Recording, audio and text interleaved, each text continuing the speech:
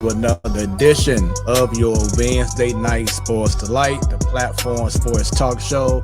Question is, did she subscribe? Right. I don't know, she's down on YouTube.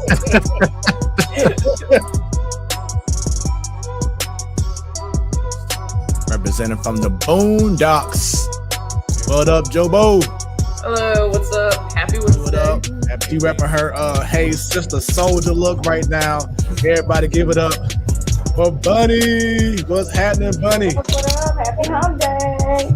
T-Bone, what's going on, brother? I'm back, and I don't know about better than ever, but I'm back. What is going on, party people? It is your Wednesday night sports delight, the platform sports talk show. I am your boy Smooth. I think that may be on a highlight reel tape. And we're glad that you are tuning in live along with the millions and millions of the platform sports talk show fans on once again your Wednesday night sports delight. Really? Or The Brinks truck backing up in his driveway with There you go. 97 million. There you go. all you hear is this. It's always somebody who's doing something to give back and letting the next generation. Say Don't straight. have me syrup on here. Come on now, don't have me tear up. You know I get emotional. But people watching around the world, no pressure. And we already have our favorite fan, Ms. Williams, saying welcome, Brandon. How are you? Hi, Ms. Williams. A guy who tried to give it his all and put on for the city, to be truthful. Because like I said, I'm St. Louis die hard. The views of Smooth does not reflect the Platform Sports Talk Show or its sponsors.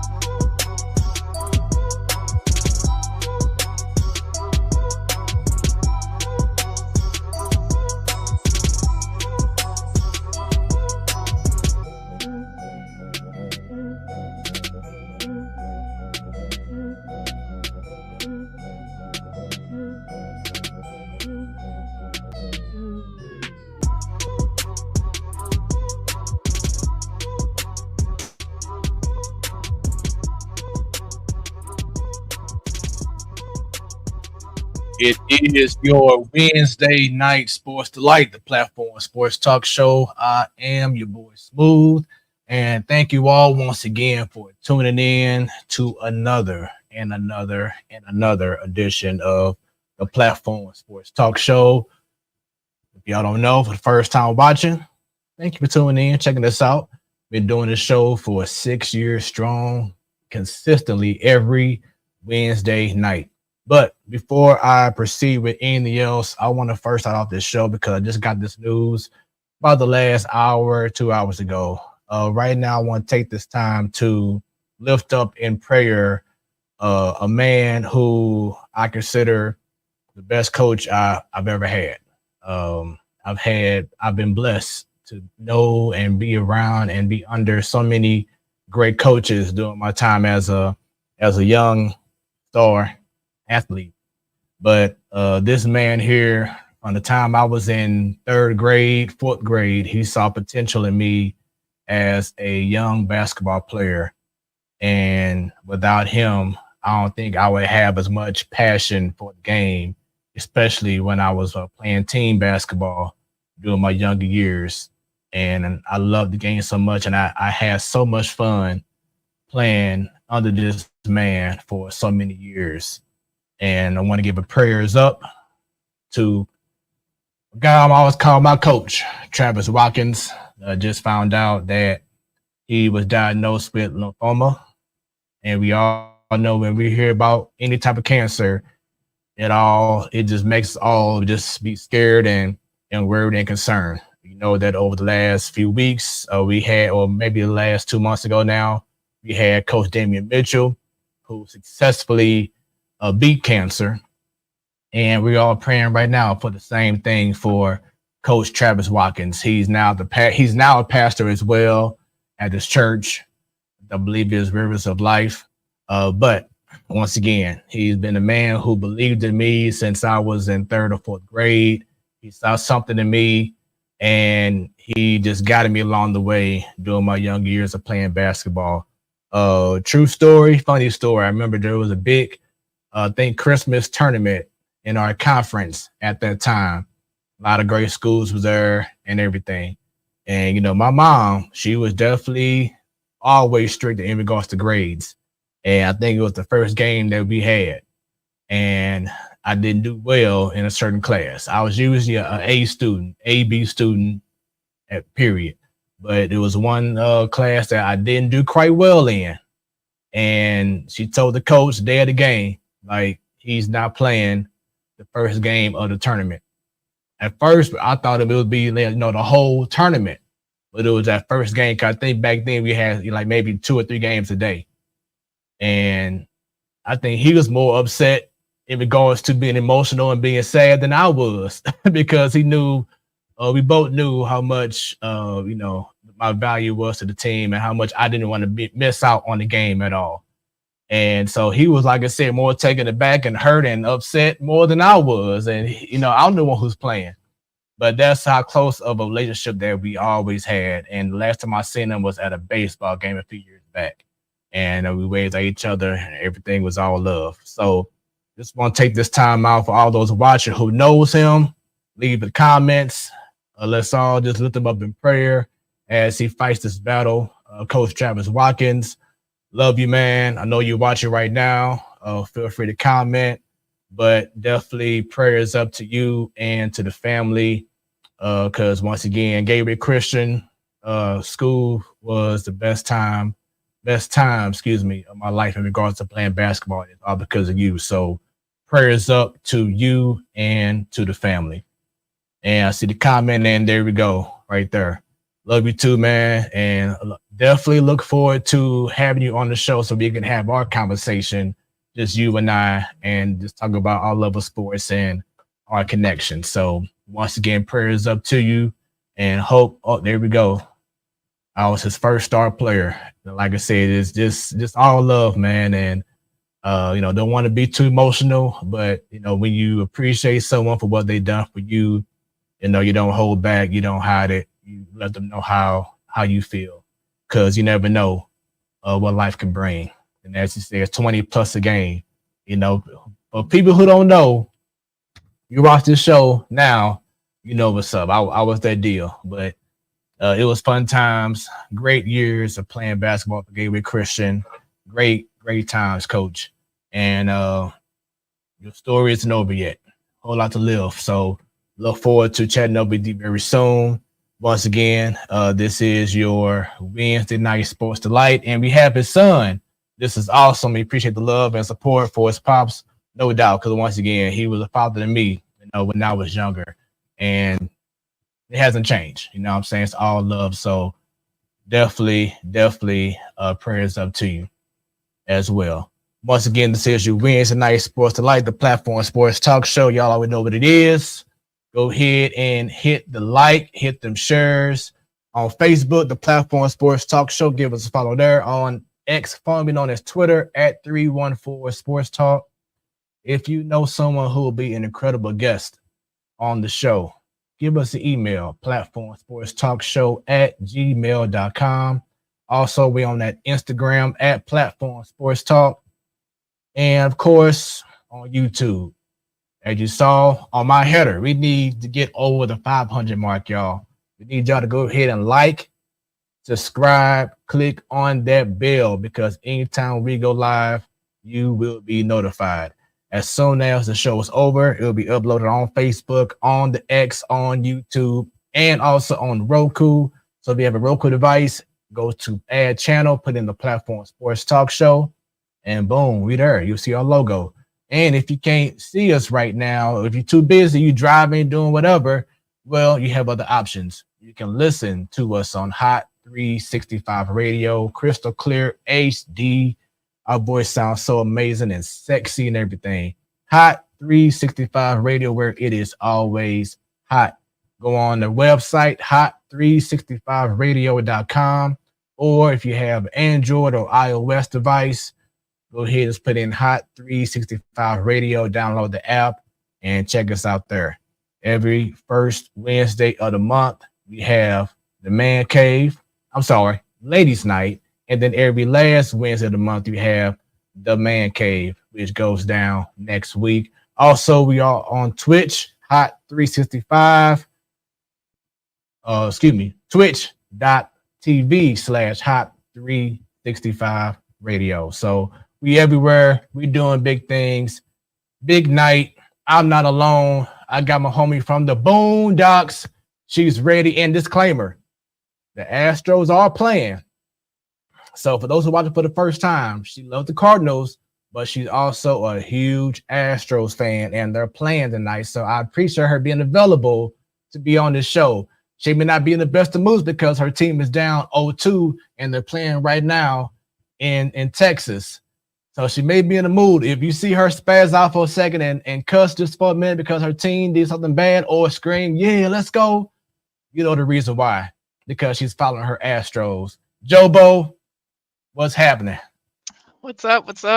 I got my H-Town versus Everyone shirt on, my Breggy jersey on. I haven't worn it in a little bit, so I need some sort of good juju.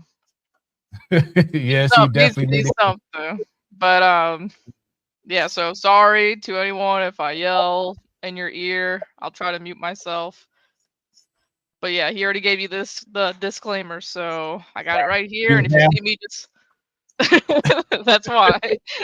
You have been warned. All right. Exactly. So anything that happened is okay, we know what happened. Jobo and the Astros, something is going down. But outside of the Astros, how you be, Jobo? Well, I told you before the show, it's been a rough week and it's only Wednesday, but just trying to be as happy as possible.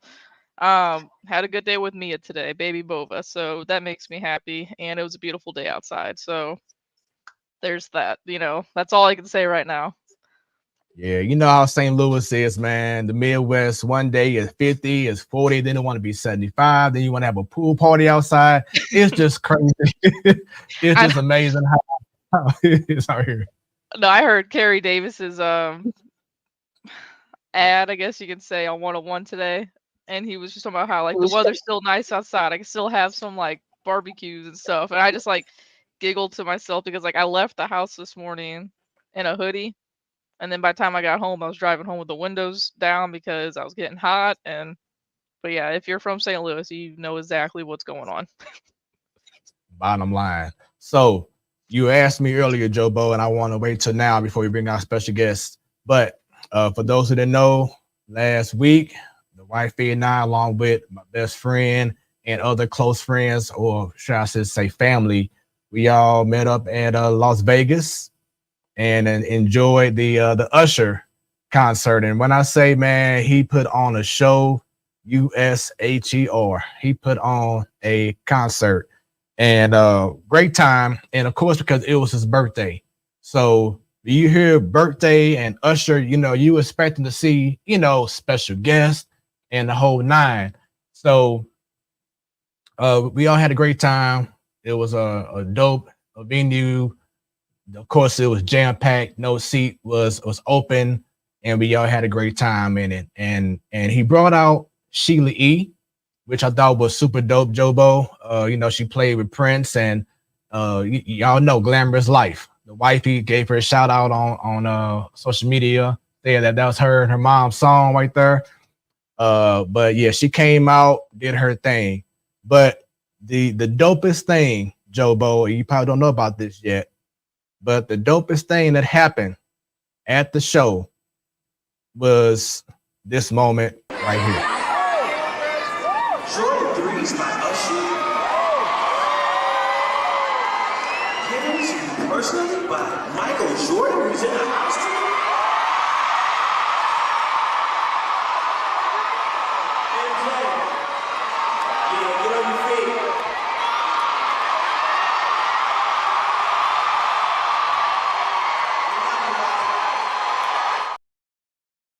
You were Yes. breathing MJ's Idol. same air. My idol, the man who I always have wanted to meet, Michael Jordan, was in the building, and I was like, wow, like it happened so fast. Normally I'll be on it with my phone. I'll be like, oh, let me get this, I didn't get it. My wife got it. Now that video wasn't from my wife because we had great seats if that was from her phone. But I was about to say, you shouts saw out. sweat dripping off his face right there. Right, yeah, that was from Usher's Instagram page. So shouts out to Usher for having that out there. And my wife says, "What's up, Joe?" Hey, Jamie. I got a question for you too. What's your guys' favorite Usher songs? You only pick one. Oh man, that's a great question. Wifey, you up first. I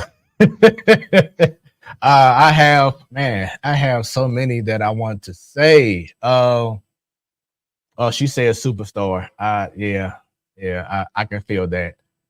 Give me a second on that one, because right now we got a special guest and he's ready, and we're looking forward to this interview. I reached out to him back during spring training, and it was just bad timing. But I think I figured out the reason why we didn't hook up. I'll explain it when he gets on the show. But he's currently, should I say, just got done with his first year as a beat writer for the St. Louis Cardinals, done an incredible job. He has been in the business for 17 years, so he is a vet in the game. This man has covered the NBA Finals, the NCAA Women's Final Four, the NCAA Men's Final Four, or should I say basketball tournament, NIT, the AFC Championship game, and an MLB All-Star game. He recently came from Kansas City Royals, covering them, and he had to deal with the mess we call the 2023 St. Louis Cardinals. But it's an honor and a privilege. He holds things down, representing St. Louis Post-Dispatch. Once again, St. Louis Cardinals beat writer. Look forward to hearing his story told, because that's what we do here on the Platform Sports Talk Show. Everyone, bring them comments, get them shares going, as we have Lynn Worthy. Mr. Worthy, how are you doing, sir? I'm doing well. Thank you very much for having me on. Smooth, Joe. It's nice to see y'all. How you doing? Pleasure. I'm doing all right. I see y'all Darth Vader over there in the background too. I'm on board with that. What do we see? So Darth Vader over your shoulder? Oh, yeah. He's wearing a Marlins hat right now. Every year I get my husband like a hat for Valentine's Day, birthday. So that was one of the newest ones. And he just leaves them around the house. So that shows how much he cares. But yeah, we're Star Wars fans, comic book nerd. So yeah, he's chilling with me. Dope. So help me out because I don't follow Star Wars and Star Trek. What's the main difference between both entities? Star Wars is cool. Star Trek is lame. That's all you gotta know. I mean, I'm not gonna throw any stones at Star Trek fans, but I just wasn't really into that one. I just never really got into that one. I got into Star Wars, I think mostly because my father watched it when I was young, and then when they re-released it, that's probably when I really got into it. So like I was familiar with it, but I didn't really get into it until they put it back out again. Awesome. Now, so who would have thought, Lynn, that when your first question would be talking about Star Wars and Star Trek on a sports talk show? But that's what we do. But first off, thank you. Real quick, that if I was a MLB player, my walk-up song would be the Imperial March, because I think, like, imagine Yordan Alvarez walking up to the plate to that. Yeah. Yeah, that'd be pretty interesting and maybe intimidating to hear that song play while you walk up to the plate. So that's definitely what's up. But I do want to say, Lynn, thank you, because I know, as I said in the intro for you, that we were trying to work on getting you on the show and trying to get you booked doing spring training. But, things are hectic, understand, how it is for people who work hard like yourself doing spring training. But thank you for taking time out to now be on the show with us. Oh, thanks for having me. Yeah, I think I want to say I was trying to remember, too. I think it was like the timing might have been where we were putting together sort of the preview stuff, because the way it ends up working with newspaper is, a lot of the stuff for our season preview gets done a couple weeks ahead of time. So I think we were working on that as well as the daily stuff for the paper. So carving out some time, I forget which week that was that you sort of had mentioned, but I think carving out some time that week was going to be a little rough. Yeah, and I'm very big on being persistent and consistent. So I'm definitely glad that I stuck to it and got at you, and we're here now. But I think the reason why I want to get at you now, I think about it because I saw your bio, is that you came from Kansas City and you covered, the Royals, and they've had some pretty bad seasons over the last couple of years. And I was trying to forewarn you about the upcoming season that happened with the Cardinals, because you came from this, and I know you probably had an expectation because of how the Cardinals are, that they're normally a winning organization. And they turn around and have one of the worst seasons in over 40 years. Yeah, I think the number of times the last month plus of the season that I had to point out to people that, the Royals won more games all the years that I covered them than they did this last year, just because people said, the running joke was the first year over here for me, and they had their worst year in 30 years. So what's the common denominator? And I was like, no. Just so y'all know, the Royals, I think they won something like 9 or 10 more games. Actually, it wasn't 10, but it was whatever it was last year than they did this year, just so people wouldn't trying to put that on me. So yeah, that was the running joke the last month or so. The Cardinals was always doing good until I showed up. Yep, it's all Worthy. It's all Worthy's fault. But now we know the blame. We can all blame it on something, though. I blame it on me, because usually I am so negative about this team that they could go out, and I'm sure we'll talk about free agents or whatever. We can go out and sign all these guys that every Cardinals fan's dreaming of, trade for Trout and etc. I'm still gonna pick them to come behind the Brewers, and now Cubs got some young talent, maybe even the Cubs, Reds. But this year, I said they were going to win the division and they were going to go to the World Series. Because I thought they were going to be okay, make some deadline moves for pitchers, not trade away pitchers, which they had to. And so I blame myself. It's my fault. No! Hey, as long as people ain't blaming it on me, but it was interesting to hear people, because this being my first year, I feel like it was up until maybe even July, people kept on telling me about how, they always make a run. They always make a run. You ain't been here, but watch, they're gonna make their run. And there was people still holding strong to that. And I don't know, maybe y'all was just feeling the same thing, but there was people who would tell me, every year they always make that run. No, I see it shaking. No, so in years past, yeah, usually after the All-Star break, they'll get on a little run, and no one was betting on 17 straight like they did a couple years ago. But usually August, September, yeah, and then October comes and they hide again. But no, I was done with this team by the All-Star break. Well, don't get me wrong, I'm watching it and being depressed watching it and being like, what is life? Bunny, our other girl on the show, she's always like, oh, they're gonna get hot, and eventually, like, August came around, she's like, all right, Jobo, you're right, it ain't happening. No, it ain't. But before we continue talking about the Cardinals, we first just want to focus on you and your upbringing. And one of the questions that we love to ask our special guests is, when will you say you first fell in love with sports? I guess maybe when the first sport that I played was, probably like most people, Little League baseball. I don't know if I was like fully in it then, but I know, like, from like what I do now from like a writing standpoint, like in high school, I sort of knew this is what I wanted to do. Like, not like a specific sport or anything like that, but like writing about sports. Like, I sort of settled on that in high school, that that's what I wanted to do. When I really fell in love with sports, trying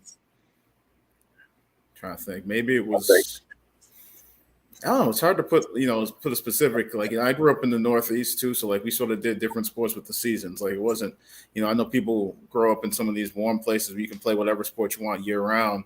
When you got like real winter and like real change of seasons, like, it's you sort of change sports with the seasons. So, growing up, I played, Little League baseball, eventually football. You play some basketball. In high school, I did track, football, did like JV basketball. That wasn't really it. One year I did wrestling. So, I went to a small school, so everybody did like multiple sports. But yeah, you did a little bit of everything. So I was always seemed like involved with it. Like, I have an older brother who played. Like, when I first got into baseball, I was watching him play like Little League, and my father was out there coaching with him. So, so probably since I was like 6 or 7, that's when I really got exposed to like, Little League, and then I just got in it. That's awesome. Now, I see here that you are originally from New Jersey, but grew up in Massachusetts. So you have you experienced a full winter here in St. Louis? A full winter? No, I moved just before we went to spring training. So no, I got winter in Kansas City, but even that, I think weather's still. It's not, it's a couple hours difference, but like it's a little different. I think somebody told me, I was trying to remember who it was, but they said, "Oh, you ain't got the real St. Louis feel until you got like a day where you got to use your heat and your AC in the same day." And right. And I think, yes, in this last couple of months, I'm like, oh, okay, I see what they're talking about now. So. I get it. So as you were playing sports growing up, and as you grew up in Massachusetts, so were you following the Red Sox, the Celtics, the Bruins? You follow them because of where you're at, and because it's pretty sports heavy up there. But like, because of family being from New Jersey, like my teams growing up and still pretty much are New York teams. The one that I really still follow, because it's hard to really follow during the baseball season just because of the time and travel and stuff like that. And obviously you spend a lot of nights at the ballpark, so you're not really watching other games as much. But the Giants were the one that I follow. I still follow big time, and I don't think I've gotten better the last couple of years. I don't really be throwing stuff while I'm watching the games no more, so that's good. Though this year they give me plenty of reason to be throwing stuff, but I've been trying to stay cool with that. Hey, we all have been trying to stay cool with this team this year. So you brought up how you play multiple sports. How would you? I know you can't write a journal about it right now or a story about it, but how would you describe your time as a young athlete?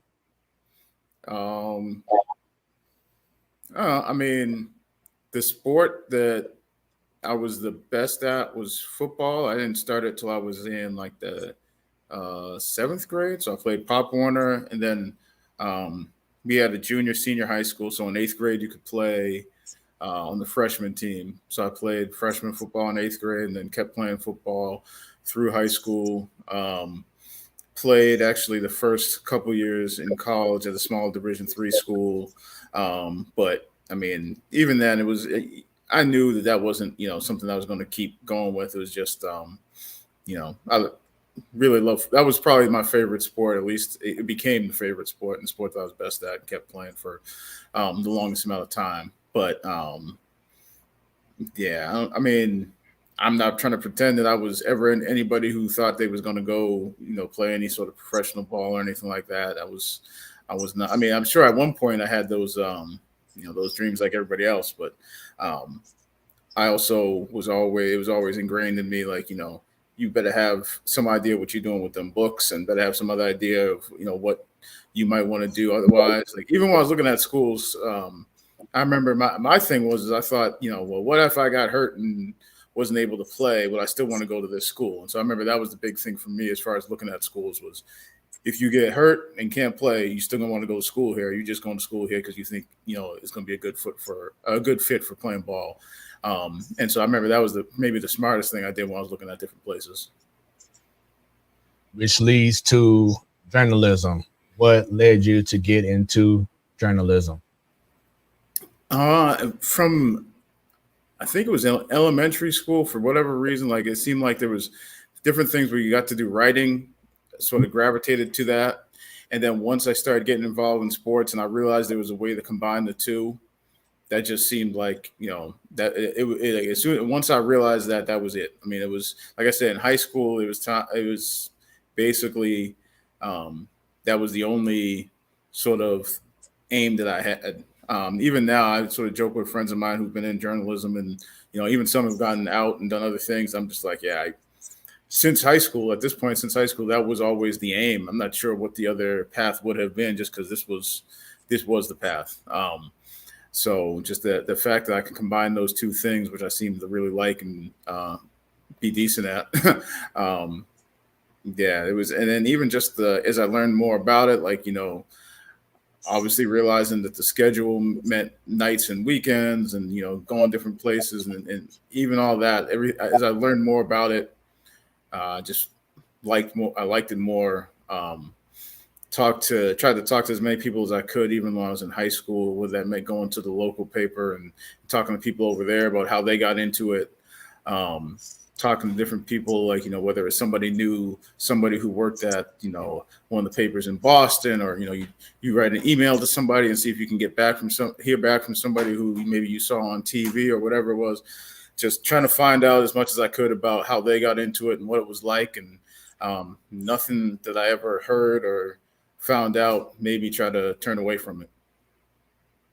You wanted to do this in elementary school.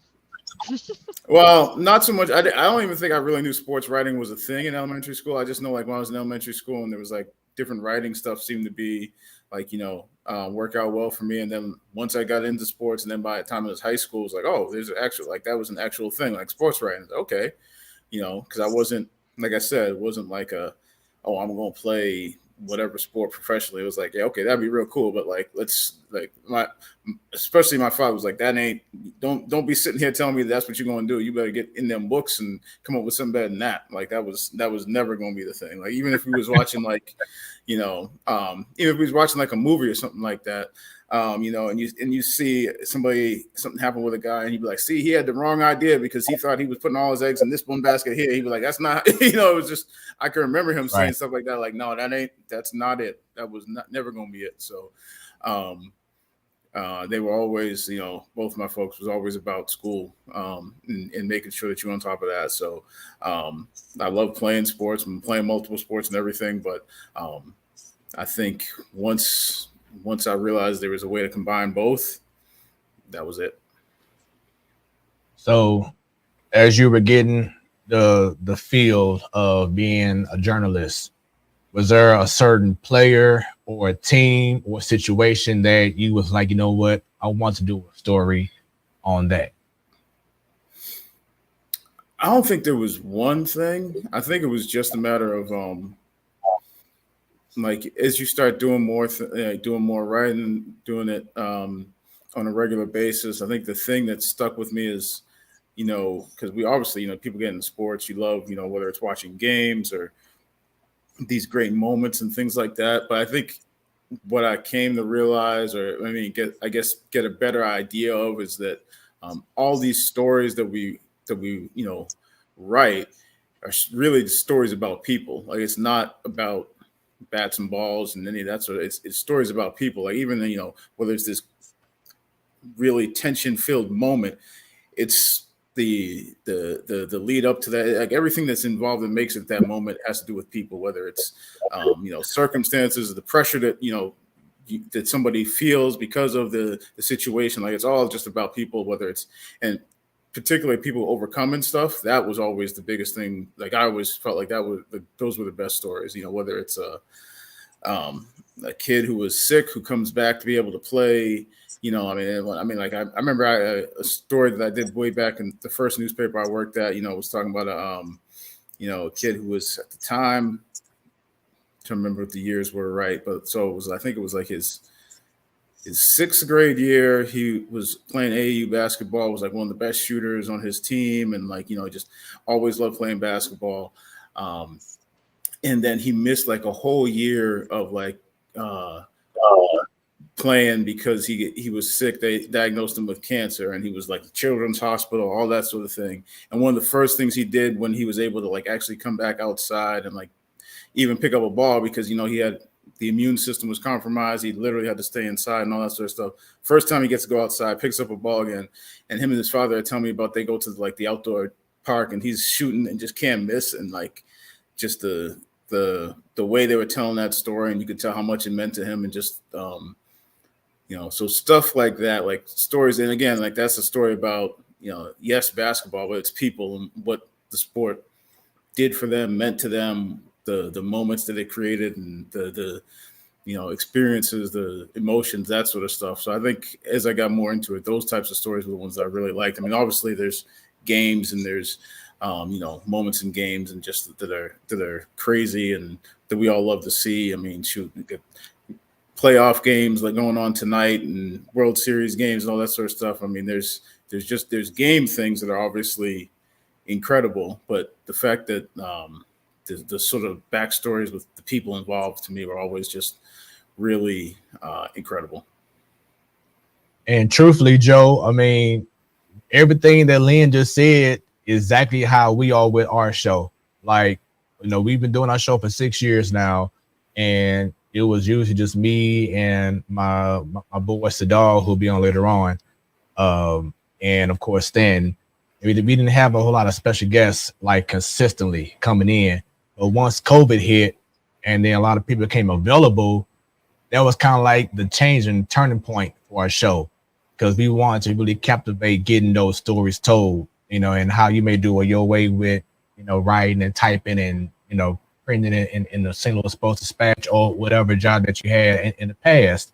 Always doing it like we're doing tonight on this show, giving people that platform to have their stories told, which they may not have had the opportunity on other shows and podcasts, etc., to do so. So I love how you explain that, because that's exactly where we're at in regards to our show, is getting those stories told, not just about you as an athlete, but it's about you as the person. So that's super, super cool that you said that. Yeah. I mean, to me, those are some of the best stories. I mean, I caught a little bit. I don't even think I saw all of it, but I caught a little bit of the pregame show for the playoff game. And they were talking about so on the Rangers, Nathaniel Lowe, his brother Josh Lowe, plays for the Rays, and they were talking about their mother undergoing cancer treatment and how, just sort of it gave him perspective, and in how one of the big home runs he hit in the playoffs, and she had just been through another round of treatment, and how much that meant, and they had her on with I think it was his brother was with her, and they did it either on the Zoom or on the phone or wherever it was. But yeah, just, again, that's people stuff. I mean, in sports is a big part of it, and sort of, creates circumstances and moments, but it's people and emotions and real life stuff that intersects with sports. And that stuff is really cool to me. So you're getting into journalism, getting into your own niche, but then it's always about getting that opportunity, getting your foot in the door. Who would you credit as being that first company to give you the opportunity as a journalist to start doing your thing?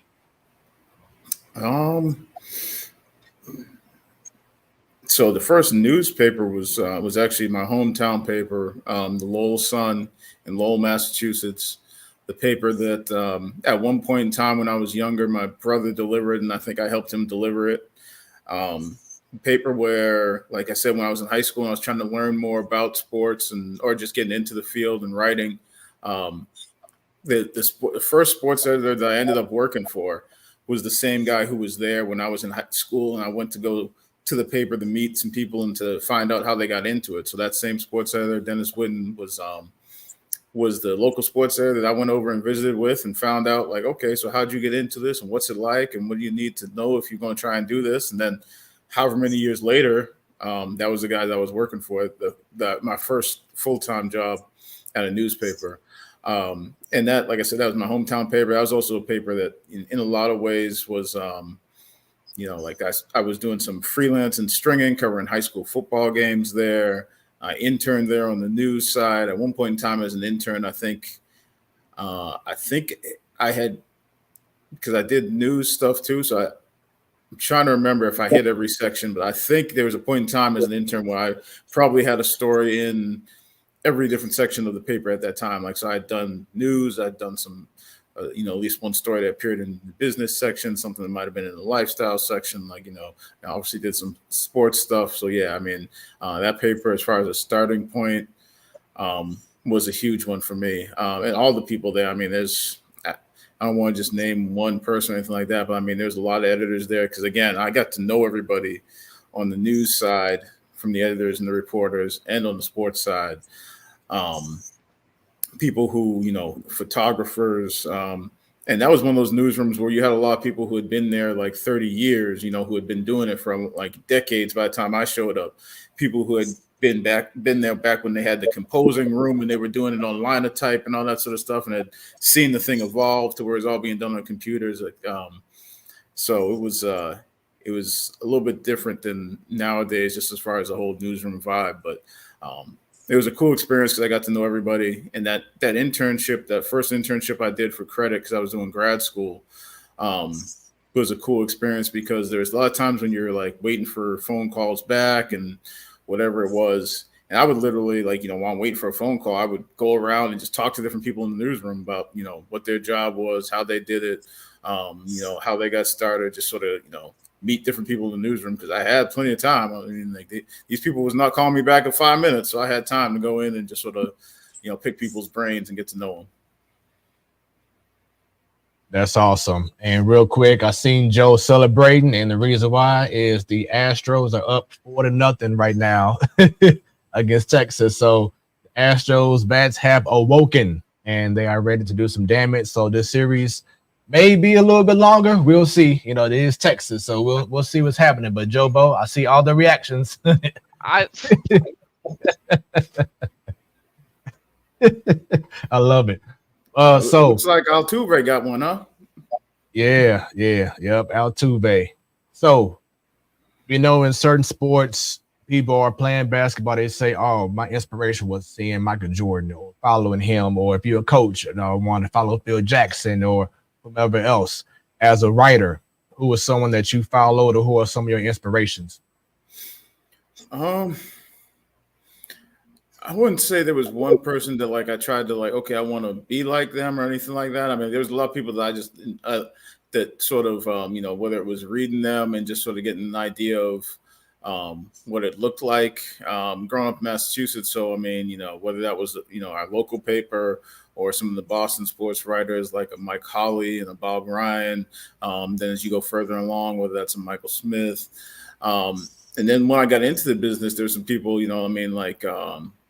particularly when I was in Lowell, one of the people who's still in a lot of ways been sort of a big brother as far as just being in the business is Mark Spears, who now works for ESPN. When he was in Boston at the Globe, he was one of those ones that and he still does it too for a lot. He's done it for a lot of people. Just sort of keeps an eye out and says, "Hey, you should look at this job here." Like, you know, you could send him stuff, and he'll look at your stuff and say, "All right, this is what you need to do. This is what you need to clean up. This is what you need, how you need to put the thing together to send to places to try and get you to the next job." And then, and obviously, he's, like I said, you could turn on ESPN and see him talking basketball a lot of times. So he's one of those ones that people knows. And you know, whether it's when I went to a small paper in upstate New York, one of the sports editors that I had there, a guy named Matt Traub, was really instrumental in sort of like helping me sort of fine tune things and just sort of get me on a track to where I could have a chance to move up in different places. So there was people who I looked at and watched, but I don't think there was ever anybody that was like, okay, I got to be like that person, because you know, you're doing a different job than probably a lot of those people are anyway, but also just like you want to do your own thing. You're not trying to, you know, copy somebody. But there's definitely people that you watched and sort of learned from and picked up some things and hopefully learned some things from, and then were able to add to it. And didn't Mark Spears recently get elected to the Hall of Fame in the NBA or something like that? Yeah, he went into the Basketball Hall of Fame. So yeah, it's been. Okay. I drop him messages here and there. It's been a while. It's probably been a couple of years since I've seen him in person. But actually, the first year I was on the Royals beat, I was out there in Oakland covering a series out there, and he must have saw something, whether it was on Twitter or whatnot, and realized that I was out there. He shot me a message and said, "Hey, you out here?" He said, "All right, we're going to get breakfast tomorrow." And he literally drove to the hotel the next day, picked me up, and we went out and eat, and just sort of chopped it up a little bit and caught up. I know I ran into him when I was in Salt Lake City. I think a couple of us, me and one other writer, who were in Salt Lake City. I think we all went and grabbed some food one time when he was out there for a basketball game. So yeah, he's he definitely is. He's been around, done a lot of great work, doing the TV thing. But even before he was doing TV, he was doing great work in Hall of Fame. So that's obviously a great honor. So yeah, Spears is he looks out for a lot of people as far as just trying to get more people involved, make sure people get to move up in the industry. And speaking of great work, you have multiple stops in your career, from the Lowell Sun in Massachusetts to working in Birmingham, New York, to Allentown, Pennsylvania, to Salt Lake City, to Kansas City, to now St. Louis. Is it overwhelming going through different stops throughout your career, all the travel that you've had to go through to cover a team or for a season or a player or whomever? I think at first, I think the first move was probably in some ways the toughest, even though it was I think just because, and probably because I was at my hometown paper, so leaving home was probably the toughest one, just as far as starting new, going somewhere that you don't really know a whole lot of people and don't really know the area. I mean, I think Binghamton, New York was like a 5-hour drive, so it wasn't too far, but it was just the first time sort of like getting completely away from home and just starting all over. Not to say that every other time was easier, but I think you sort of get used to the drill a little bit. Sometimes it's easier. Sometimes I think, there was a stretch where it seemed like it was like 3 moves in maybe like a 4-year period or something like that. That gets a little bit much, but and I think only once so far wasn't really my choice, because obviously in the newspaper industry, you run into some stuff. So I think there's been, obviously in the last few years, different cuts and things going on at different places and on all aspects of the news industry. So everywhere I've been, you've had some level of cuts, but there's only one time that I got laid off, and that was in Salt Lake City. So that was the one that was wasn't really my choice to leave, but by that point, it was like, all right, well, got to see what's going to come next. Yeah, that sucks for them. Well, I mean, it was a rough time I think at that point in time, it was like we had a little bit under 100 people in the newsroom, I want to say, at that time. And it was something like 30-something people that day all got hit. So it was, it was a rough day all around. It was, people who had been there for, 20 plus years that, got laid off. There's people at that time, I'd been there like, I think a little bit under 2 years. But so there was people, wide spectrum, sports, news, desk people, writers. Yeah, that was a rough one. But it was, at that point, I think again, to me, it was kind of weird because, like, I mean, you're never happy when that happens. Waking up to an email to let you know you got to bring in your stuff because you out.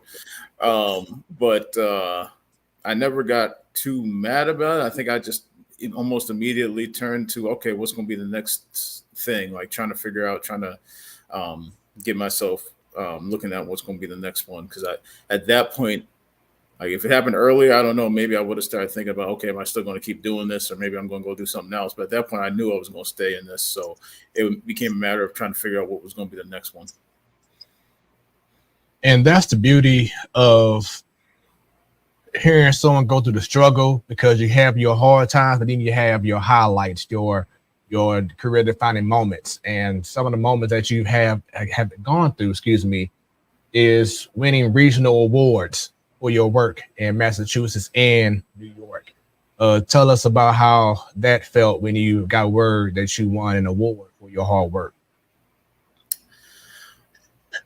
I mean, it was just really cool to, like, because you, especially, I guess, maybe the first couple, like, in Massachusetts at that hometown paper, when you sort of can get into that daily grind where, you're doing just sort of that, trying to get to that next day, and you're not so much thinking about, or at least I wasn't thinking about awards and this and that. You just sort of like trying to get through day by day, and to get some recognition, and to, some people sort of single out the work that you did was really cool, and just sort of extra motivation. Like, okay, especially early on, it's like, okay, I can do this, and I'm good at this, and I got a little something here, and I can I should be looking to move up. I shouldn't just be necessarily happy to sit where I'm at. So I think that was definitely a motivating thing for me, at least early on. I mean, again, you don't do stuff for awards. At least I don't think you do what you do for awards. But I think it's a cool thing, especially early in your career, to sort of keep you motivated, to keep you pushing, to keep you, to let you know that you're on the right path, or that that you get some ability at this thing, and that you should keep going with it and look to do more. Definitely, and I know this has been a while back, but congrats to you for winning those awards as well. So, as a beat writer, as you said before, your stops in Massachusetts, New York, Utah, Kansas City, now St. Louis. Do you find yourself falling in love with that team that you're covering, because you're always around the players and around the organization so many times that you start becoming a fan of that said team? Or do you just still keep your loyalties to whomever your favorite team always was? I don't think you become a fan of that team. I think if anything, you sort of, and as far as like the teams that I grew up rooting for, like, it becomes harder to follow just because you're I mean, obviously the team that you're writing about, covering on a daily basis, that's the team that you're following. So there's other teams that obviously you grew up following, like you'll check in on them, and obviously you still know a lot of the background, and you might still keep track of them, but it's at least for me, it's hard to keep track. You don't really follow them the way you used to, but I wouldn't say you become a fan of the team that you cover. I think if anything, it's more so, especially when I've moved around, it's probably more so like as I've gone somewhere else, I've probably become more of a fan after I left, because then you're checking in to see how guys are doing. Even so, like guys that I've covered in the past that have gone on different places, you check in to see how they're doing, and you keep track of them, and maybe we cross paths again and stuff like that, and you just sort of But I think when you're covering people or a team on a daily basis, it's definitely not a fan thing, because when things are going well, you're there. When things aren't going well, you're there. When people do things that they step out of line, you're there writing about that. So it can't be a fan thing. It's always you try to be fair, but you're not gonna ignore. Like, fans can sometimes as much as fans maybe don't want to admit it, you will justify some things, or you'll find a way to convince yourself that something isn't really that important, or maybe you give a guy a pass on this or that, or the different things that fans do is like that's not really what we do when you're covering a team. If it's like when I was in Binghamton and I'm covering like college athletes, and college kids get in trouble, so that means that I'm at the in the courtroom because the dude got arrested, then that means I'm in the courtroom because the dude got arrested. So you ain't got time to be a fan. You got to report on what he did. If something happens with a guy, gets suspended or gets test positive for something, or whatever it is, like you're there for that too. So you can't really be the fan thing, but I think, like I said, it's more so that when I'm guys that I've covered in the past, I definitely keep track of, even if you just sort of overlap with them, and then if you see them, especially in baseball, it seems like in some ways it becomes such a small circle. Like we talked about this Astros game on here, and not that I got real close with him or anything like that, but Maldonado spent a part of a season with the Royals the first year I was there. And so, I keep track of him just because it's he's been behind the plate for some of those combined no-hitters, and just sort of the success he had, and the fact that I spent a part of a season around him, and had different conversations with him, and just sort of tried to learn some different things from him, and you got to see what he did on a daily basis. And then there's guys that I covered in the minor leagues who've gone on to do different things, and you keep track of them. And some good, some bad. When I was in Binghamton, the Mets AA team was there. So I saw Harvey, Familia, Syndergaard, DeGrom, Matz, who obviously is on the Cardinals now. I saw a lot of those guys come up through the minor leagues. And so I would sort of look and see what they're doing, as they went on throughout their careers. Michael Conforto, Brandon Nimmo, Juan Lagares, who won a Gold Glove. And I remember when we first saw him in Binghamton, he was actually playing more left field than he was center field. And when he became a center fielder, almost full time the next year, and then you see him in the big leagues win a Gold Glove, and stuff like that you keep track of. Like I said, it becomes a little bit easier to keep track of them and just sort of follow what they do, when you're not covering them, because obviously on a daily basis you're covering what's going on a daily basis. But yeah, I think in some ways, whether it's that or when I was in Utah and covering the University of Utah, again, like I said, if there was something that went wrong, or there was times that you're butting heads with whoever it was, whether it was the administration, the coach, or because you're trying to get information that they don't want you to have, and it's well, that's your job to get it, and you butt heads. But at the end of the day, I still follow a lot of what's going on with University of Utah football, just because I covered them, and that was a big point for me moving on to that beat and covering the Power 5, college program, football and basketball. So I still follow a lot of what goes on there, even though at this point basically all different group of players, but the coach is still the guy who was there when I was there and stuff like that. So it's not a fan thing as much as I probably just follow, because you get to, and I don't pretend that I got to really know. You don't know them like people who grew up with them or who are around them every day. You know them in a certain aspect or a certain context, and maybe you get to know some better than others. But you for me at least, I keep track of what happens with a lot of those people.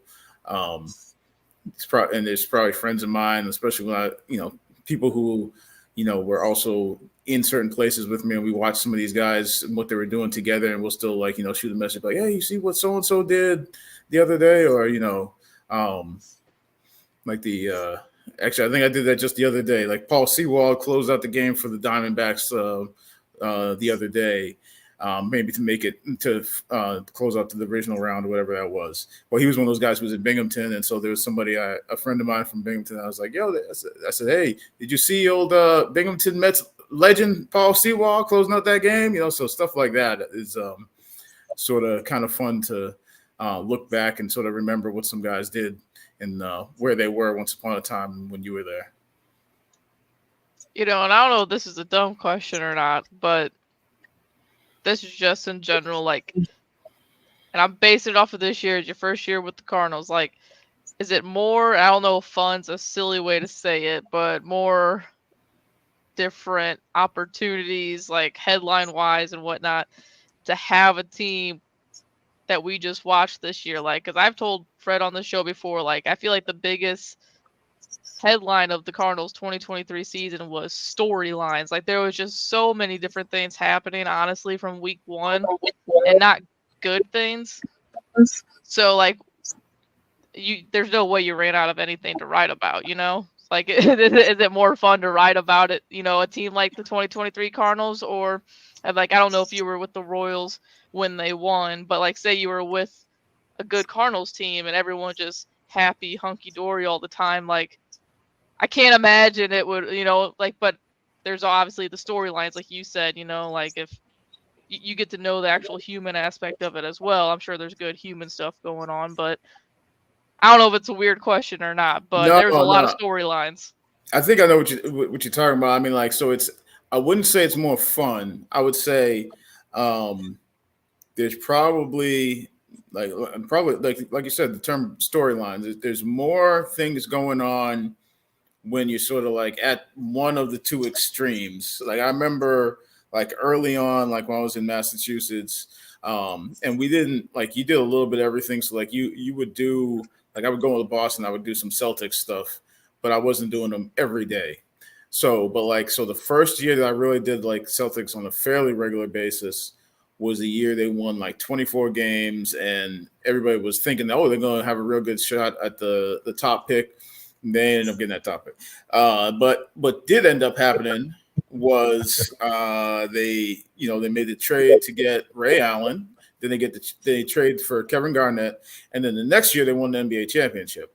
Now, backtrack for a second. I remember during the year when they only won 24 games, somebody said, we're in the middle of that season. Somebody goes, you know, if they're going to be bad, I hope they just real bad. He said, because if they are in the middle, that's terrible. And I didn't really get that until later on. But like, if you got a team that's really bad, in some ways that creates a lot of storylines for you. A team that's really good, obviously there's a lot of storylines. That in the middle space is kind of a little iffy, I think, because like when it's really bad, then I think, not that people are enjoying it, but there's a lot of different things to talk about and to sort of like, like you say, storylines, whether it's things that went wrong, how they're going to fix it, new people are going to come in, what things might be changing, people on hot seats, just all those sorts of things. And obviously when teams are winning, you know, everybody's following. There's all sorts of things that storylines, whether it's how far they could go and people having outstanding performances, people who are growing into bigger roles, or people having surprise years, you know, all that sort of stuff. Like, you know, how, you know, just the different records being set, all that sort of stuff. So I think, again, I wouldn't say it's an enjoyment thing, but I think there's definitely something to be said for if it's bad and it's really bad, there's probably still a lot of different things, storylines and things going on and things that people are interested in. And obviously when it's good, there's a lot of things people are interested in. So in some ways, it's probably better to be in one of those extremes than be in the middle. Yeah, like, I'm sure it was really fun writing for the Braves this year. You know, like, you got Acuna doing whatever he did, Matt Olson, you know, setting a record in the Braves with the home runs, and just like 8 guys hit 30 homers and had 100 RBIs. So like, I'm sure that was fun, but yeah, I don't know. Like, there was just so many different things starting, honestly, since that Brave series in St. Louis that I feel like the writers for the Cardinals could have had, you know, just sit down and they just, you know, just flew out their fingertips of things to write down.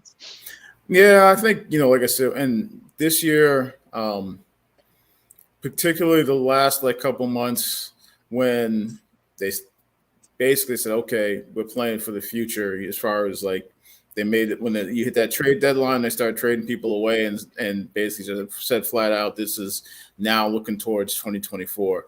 That in a lot of ways was probably more like a lot of the stuff that happened when I was covering Royals seasons, like, you know, when they were really rebuilding, and you got young guys coming up, and you got guys, growing into different roles, and like it was probably a lot more like that than what I assume and what I gather most Cardinal seasons have been recently. Like, you didn't have a whole lot of that, but that was, especially these last few years with the Royals, where they've been bringing new guys up. You get, it seemed like every year there was a lot of like what you saw this last couple of months for the Cardinals, where it was like, okay, young guys playing, guys getting more at bats than maybe they were earlier in the season, because you need to find some stuff out about them, bringing different guys up and throwing them in there and say, okay, we're going to, let this guy go, whether it's a Drew Rom, like, yeah, okay, he's been with the organization like a couple of weeks, starting in Pittsburgh, like that sort of stuff. You saw a lot more of that, I think, with the Royals. And so, and again, not that it's necessarily more enjoyable, but it's just, it gives you different stuff as opposed to just writing about outcomes of games, because there's new people that people aren't familiar with, whether that, like in the Cardinals context, whether that's a Drew Rom, like, okay, nobody knows anything about this dude. He wasn't even in an organization. So it's like, or it's Richie Palacios, it's like, okay, again, a guy who, people didn't know who that was. And now all of a sudden he's, playing regularly. And because it's, again, trying to get people looks at different people, or it's a young guy who people know who he is or have heard of him, but like you're still figuring out who he is at the big league level, like a Jordan Walker or a Mason Wynn, that people have heard a lot about him, but then it's like, okay, well, now he's in the big leagues, and you're trying to figure out what this is going to look like, and just what this whole experience is like for him. So there's a lot of that different stuff going on, and I think that's really a lot of what became a big part of the last couple of seasons for Kansas City, as far as me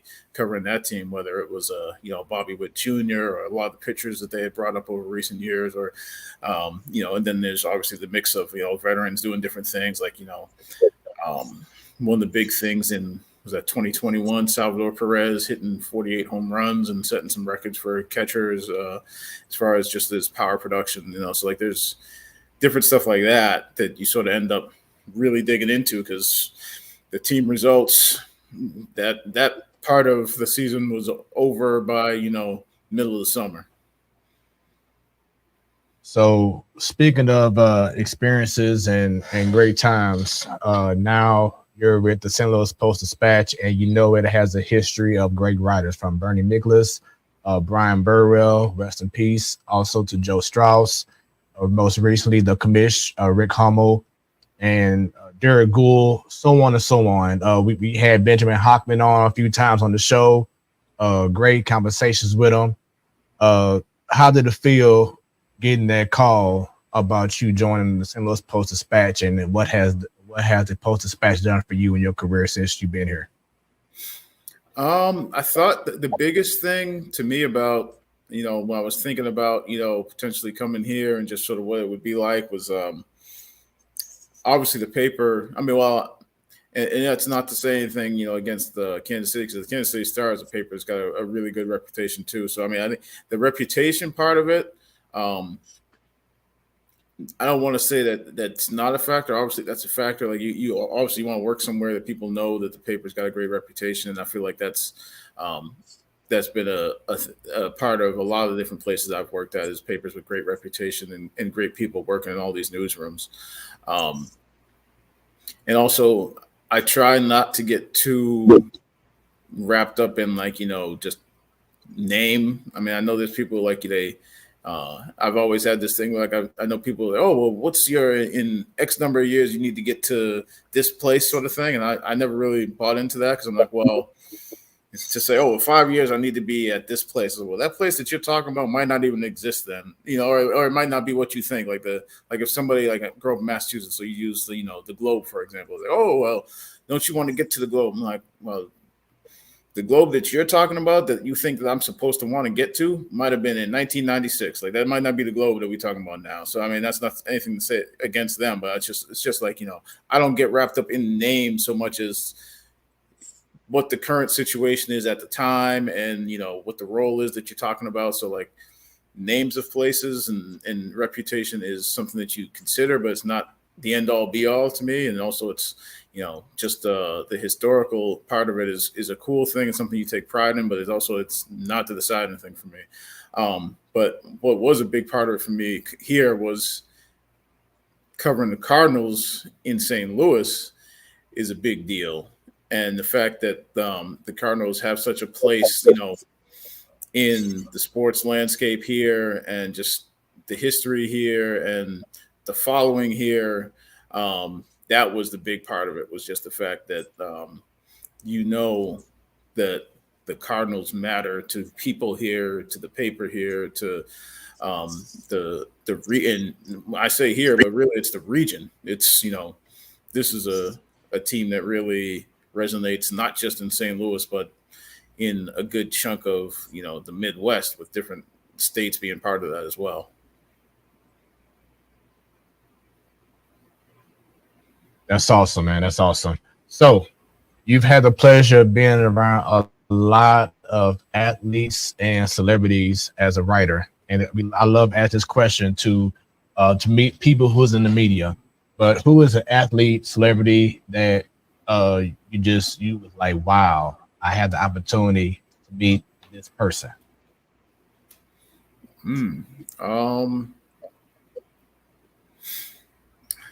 Have to stop and think about that, because like when I was in Kansas City, probably to say like a current person that obviously people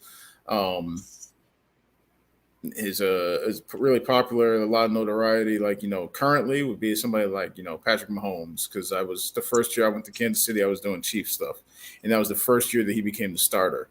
So that's one that obviously seems like, especially during football season, he's all over your TV, the commercials and everything else. And he's just, obviously on Sundays, he's doing some crazy stuff, it seems like, and he's got himself a couple MVPs and everything else. To go back even further, and some of them, it might just be like, I was part of, if you widen it to like, just people that you maybe have been part of a group interview or something like that. Like they're, that you maybe didn't really get to know a whole lot, but like, maybe you stood there and, asked a couple of questions by the locker as part of a group. That group would include like, if you go back to Massachusetts, like there's times when, you might've been part of a group thing where like, LeBron was talking or Kobe was talking. And obviously I didn't really get to know them on a real personal level, but like you've been around and been part of that sort of thing, and then guys who you saw or who I might have saw like when they were coming up, when covering them in the minor leagues and went on, whether that's a DeGrom or a Syndergaard or one of those types of guys. But to me, the ones that probably stand out more, like where you had a little bit of that awe factor, would have been like older guys who were retired that you might have saw and like got a chance to like meet, at a game or something like that, because they were, there as guests or doing TV or something like that. I remember the one the one that sticks out was the one that was the almost one, like that almost thing was like, it was the NBA Finals in Boston, and there's this elevator because a lot of the seating got moved up to like the halos that they use for hockey, and so the elevators were always jammed going up there because a lot of people getting on it at the same time, and you had to wait for it. And so I looked on the elevator, and I think it got full just before I got to get on it. And I looked on it as the doors were closing. I remember looking through, and it was like Bill Russell's on this elevator, I think, because it was Celtics Lakers. I think Kareem might have been in there. Chris Bosh was in there, and there was another. And I remember thinking that was like an awe moment to be like, dang. And I remember for the longest time I was like, I should have been on the elevator with this guy, and this guy, but I wasn't, because the elevator was full. Like that was one of those ones that I would definitely. I would have been telling people I rode on the elevator with this person, this person, this person. I'm still telling this I should have been on the elevator with this person, this person, this person. But yeah, I'm not sure if there's one person that I would say, yeah.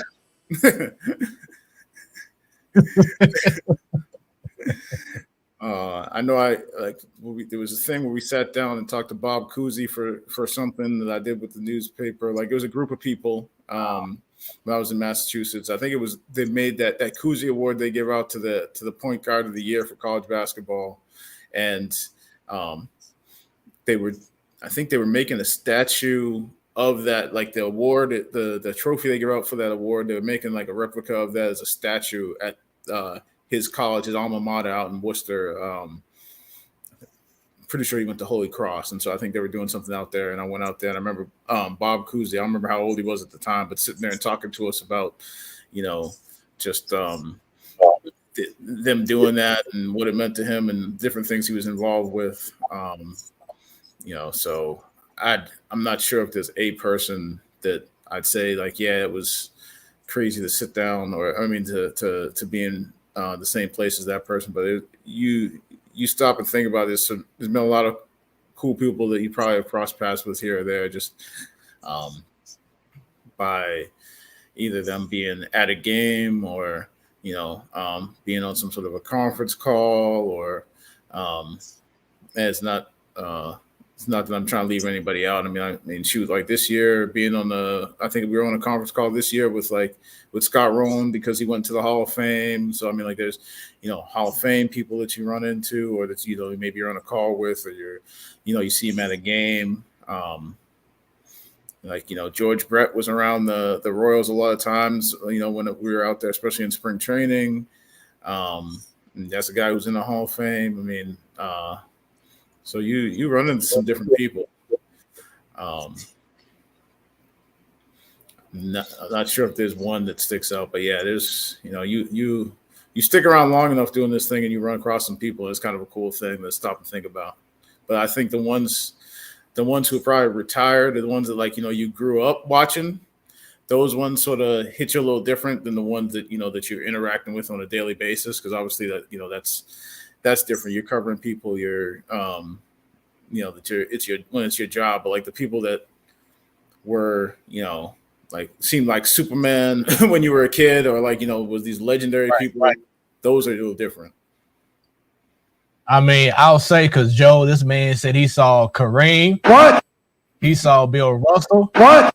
He saw Bob Cousy. What? He saw James Worthy. What? That's just amazing. That would have just made I ain't gotta watch the game no more. I can go home because I just saw these legends, right here in my face. I think you saw the video of how I saw Michael Jordan at an Usher concert. That's just amazing. So for you to be able to have the opportunity to see so many different athletes and celebrities doing the job that you love to do, I know that has to be an awesome feeling. Which brings me to this. So you said people that you have already met. Who was an athlete or celebrity that you would just love to cross paths with?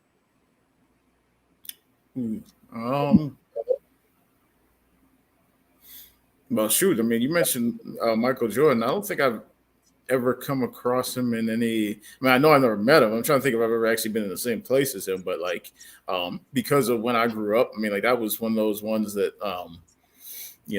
shoot, the commercials Be Like Mike and the Air Jordans, and just that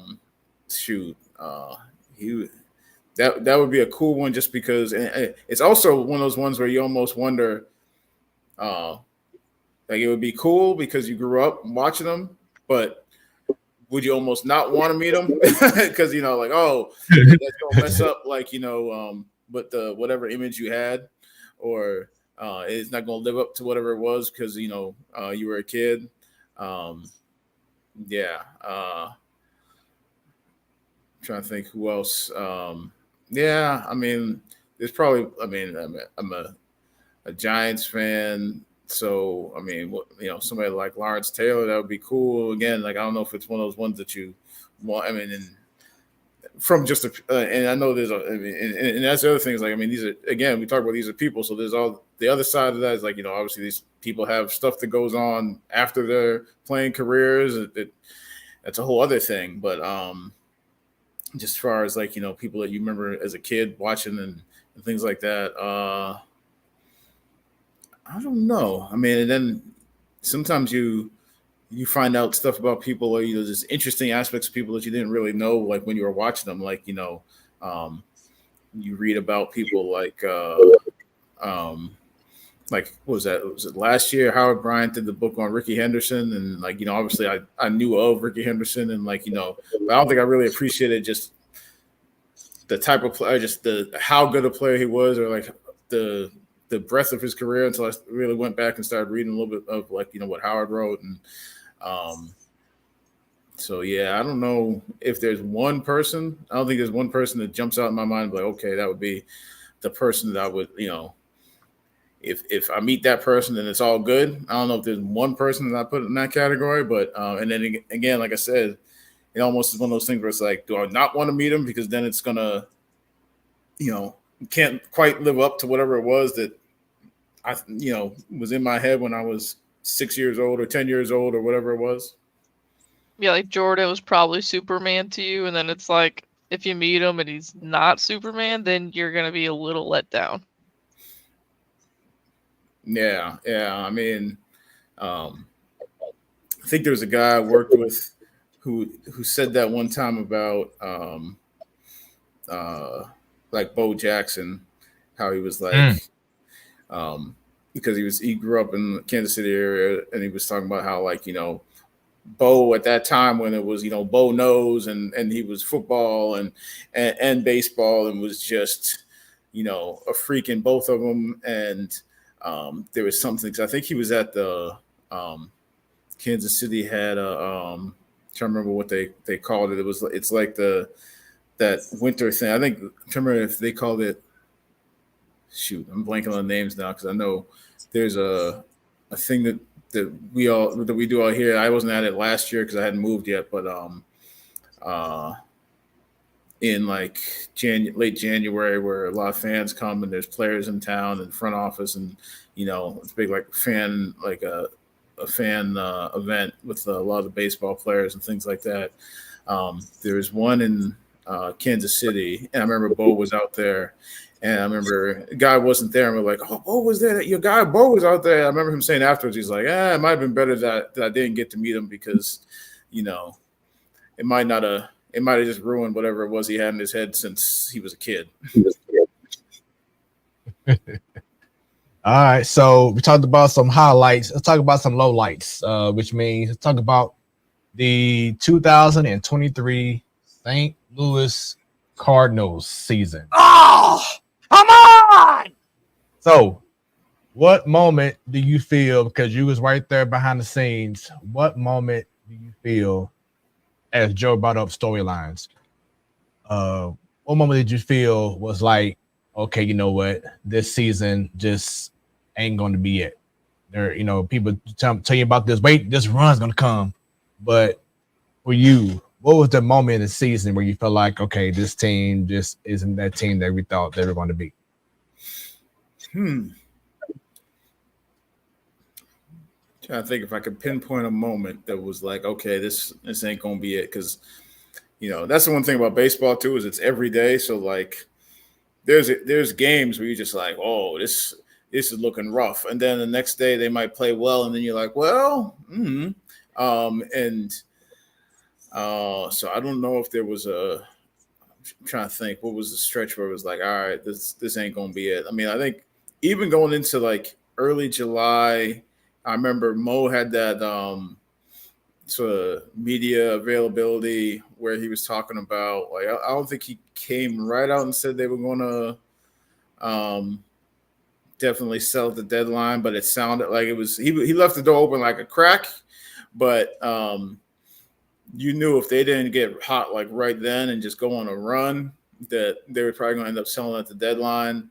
And I don't know that there was really a whole lot of optimism that they was going to go on a run, but trying to think if there was a set time where you're just like, all right, that's it. Because like I said, even in July, you're like, maybe they're still going to give them a chance. Maybe they won't trade guys off. Maybe they'll hold on to the guys they got, and then we'll see what happens. I'm trying to think what July looked like, because there was I remember just before the All-Star break going to Chicago. with Chicago, that series with we've said it on the show before. There was like 2 times this year that they gave me just a sliver of hope. Was that the time that Burley did not strike out and they said he struck out? Was that series you're thinking of? No, well, the one I was thinking of was right before the break was when Matz came back to the rotation and was like, oh, he might be like, fixed or whatever you want, however you want He to had say like it. 2 good starts and then out of nowhere it was an injury. Well, no, he had more than 2 starts, but I mean, but in the first one I remember was right before the break, and it was in Chicago against the White Sox is the one that I was thinking of. It was and that was his first start back after having been in the bullpen. It looked like, oh, okay. And I remember going into that, I was like, okay, he'd been in the pen. He was kind of stretched out, but not really. And I remember even like a couple of days before, we were sitting there like, okay, so he's going to pitch on Sunday, but how many innings can you really expect out of him coming out of the pen? And then he ended up being like real efficient. I think I know he got through 5 because he got the win. So I'm trying to remember. He got through 5 and looked pretty good. And I think he got the win. Actually, no, I'm not sure if he got the win because I felt like it was scoreless or something, and it might not actually because I'm thinking that JoJo got the win because I think that was the day that JoJo got his first win for the second time because they'd credited him with a win earlier in the year, but then they changed it afterwards. So they had actually celebrated his first win. I forget when it was, but like weeks earlier. And then that game, if it's the same day that I'm thinking of, because I know it was in Chicago against the White Sox, he got the first win again. So that might, if that's the same day that Matt started, I'm thinking it might be. Because I'm looking right now, and it was on July the 9th. Matt pitched 5.1 innings. He had 9 strikeouts, 2 hits, gave up he gave up 1 run, but it was no unearned run under him. Okay, yeah. So I'm just sort of like literally thinking out loud, and I'm thinking, okay, I remember being at that one, and that was right before the break. And at that point, it was like, okay, well, Matz is looking like he might be back. We'll see what this looks like, going forward from here. And like, might they still put together a little bit of a run? And I'm thinking somewhere after that, it turned. And I'm trying to think in my head what was like middle of July looked like. I can't remember. What middle of July looked like for some reason. But I think going into July, I was still sort of like, maybe if they get really hot, if this run that people keep telling me that they're going to put together, if that actually happens, maybe they could get back in this thing and at least make it interesting.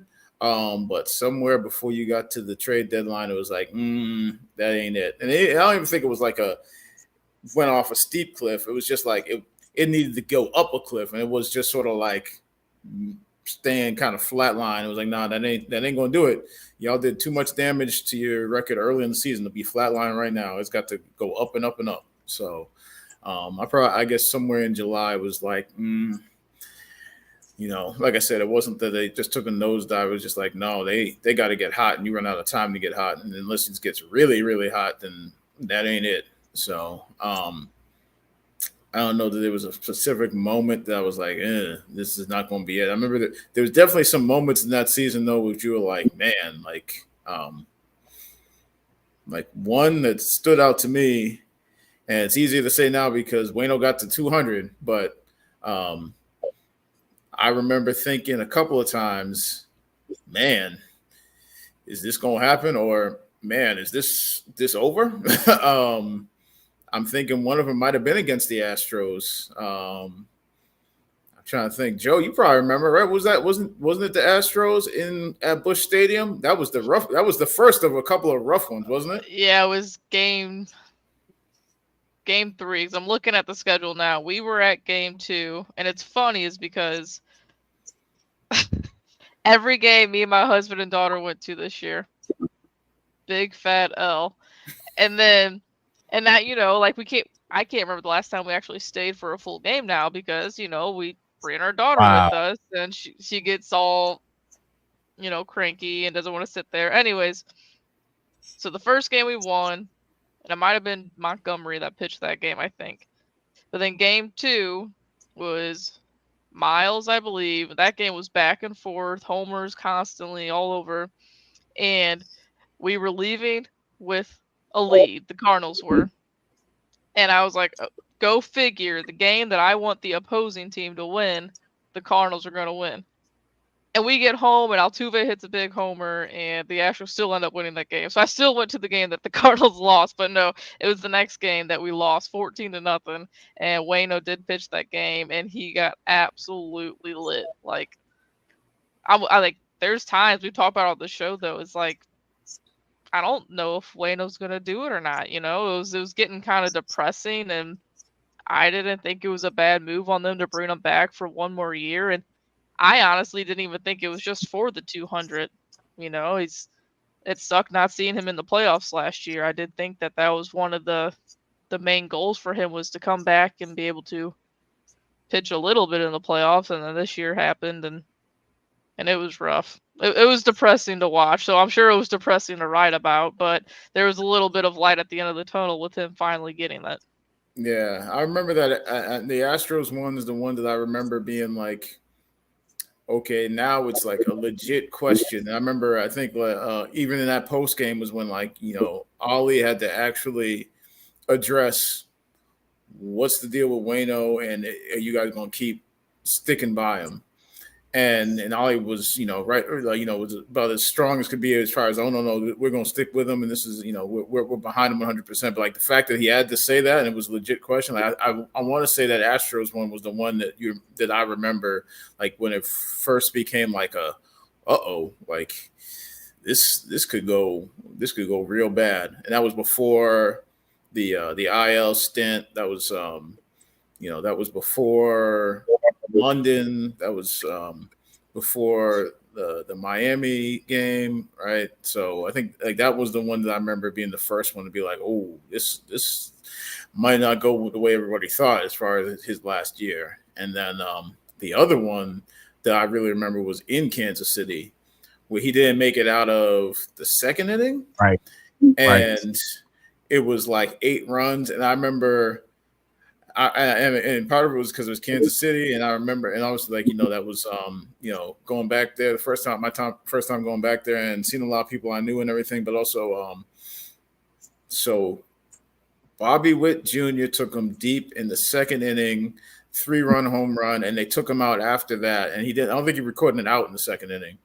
So Bobby Witt Jr. hits a 3-run home run, they take him out, and when he walks off, he was walking off, and at Kauffman Stadium over the PA system, they played the Curb Your Enthusiasm theme song as he's walking off the mound. And I remember we were sitting there like, yo, not only is this rough, we're like, is that it? And is that how he's going to walk off the field? Like, dang, like, are we going to see him again? And is that how it's going to end? Is that home run that got out there with the quickness and then walking off the mound to that theme song? I was like, oh, that's oof. Yeah, and that start watching him. Yeah, that start y'all was talking about in regards to the Astros. That was on June 29th, and Waino only pitched 1.2 innings, gave up 6 hits, 6 runs, 3 walks, in just 1.2 innings. So yeah, that was definitely all bad for Waino against the Astros. That's the night they lost 14-0. Oh, that was in June? Yeah. Okay. Okay. Yep. Because I was thinking June that was okay. Because I was thinking, well, yeah, that makes sense. Because I was thinking that it was earlier than that, but no. That would have been after London and everything then, because London was in June too, but it was like mid to late June was the London series, right? It was June. They went New York, Washington, London, and so that was like middle of June or Astros were the last week in June. Okay, yeah. So yeah, I was thinking that it was before those games, but yeah, it came after that. So it came after the London, because that London start was rough too. And what's his name? Was it Hap? Who was it who couldn't get out? Was it Hap? I think it might have been had half. probably, Yeah. Yeah. So, but I was thinking that it was after that. It was before that, but it was after that. Yeah. And then Miami came after the Astros then, because that Miami one was, I think the Miami one was the last one before he went on the IL, I think, if I'm remembering right. So yeah, that was, but then, like I said, it's a little easier to say now. It was like, but in the moment, you're like, oh, this is definitely not going the way anybody thought. And then I was also there in Baltimore when he gets 199, and it was like, okay, like, all right, well, he's still got, and then at that point too, you figure he's got like 3 more shots for 200, and you're like, okay, this is, and at that point you could also feel that it was a big thing for the rest of the team. Guys were, sort of rallying around getting Waino to 200. And that's when it really first hit me how much it meant to Wilson Contreras too, because he stayed in that game for 199 until Waino came out, and then he came out of the game because he was dealing with, I can't remember what it was, some sort of an injury. I think it was a hand injury, but he already told him he was going to stay in that game as long as Waino was in that game. And so I think Waino pitched 5, and I think Contreras came out in the 6th inning, or he caught all 5, and then he didn't catch starting the 6th inning or something like that. So that's when you really started to see how much it was really in the minds of other people aside from just Waino, to get him to 200. And another storyline that I don't think it should have taken a big effect on the team, but maybe it did. More than we do. Was Ali Marmol calling out Tyler O'Neill earlier in the year? Do you think that was a really big deal, really big ordeal during the early part of the season? I think it was 2 weeks into the season, and he called him out. Second series. Yeah, there we go. Yeah, the second series. It was that Atlanta series, right? Yeah, it was the Atlanta series because he got thrown out by Acuna. So it had to be that Atlanta series. I think it was one of those ones that I feel like was a big deal for a couple days, but or at least it seemed like it was a big deal for those of us around the team for a couple days. But then, because it's baseball and because stuff happens, people moved on. Other stuff was happening, more games were getting played, people moved on. But I know it was one of those things that also people who weren't around the team on a regular basis, who I talked to, they'd be like, hey, what was going on with that whole thing? That was a weird, I think it was in July and August. I remember people still I'd go somewhere that I hadn't been before and see somebody be like, yo, what was going on with the manager and O'Neill and that thing back early in the season, which to me, like I said, it was a couple of days. It was a big deal. But I remember, I think for other people, it still was a thing that people were asking about or wondering about in July and August and maybe even to September. What was that whole thing? And I remember thinking it was in the moment, we all, as we're watching in the press box, we're like, okay, that looked kind of weird. And the thing is I know everybody, you look at O'Neill and obviously it's, just muscles on muscles and everything. But if you look at what he's done during his time in the big leagues, sprint speed wise, that dude's one of the faster guys in majors.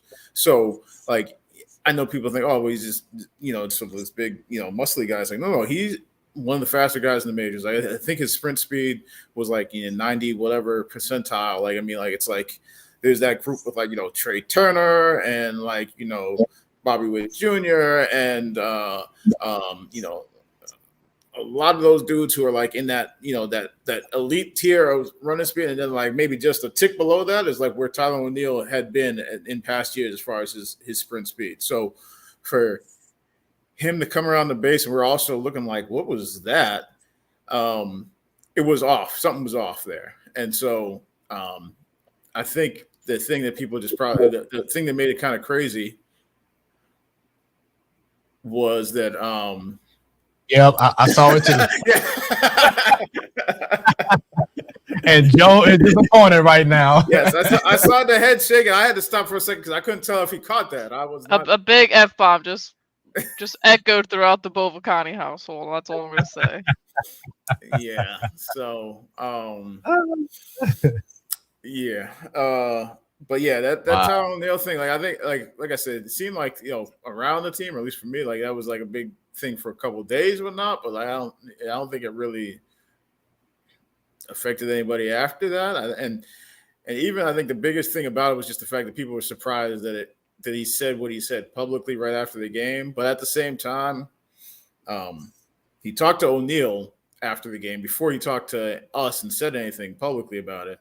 And he also, it wasn't like he went in there and just started, slamming on the table, da da da da da. And it was more like he got asked specifically about that play and his effort on that play. He'd already talked to Tyler, and he'd already, checked to see if, because I think if Tyler had been hurt or something was going on, then that would have changed the way Ollie talked about it. But the fact that he was healthy, that it wasn't an injury, that that he talked to him beforehand, it wasn't like the first thing he said was something he said out in the press conference and not to Tyler. I think that's why, okay, so he said what he said in the press conference, that basically that wasn't acceptable, and there's a standard, and it's here, and that ain't it. I think people just, I don't know.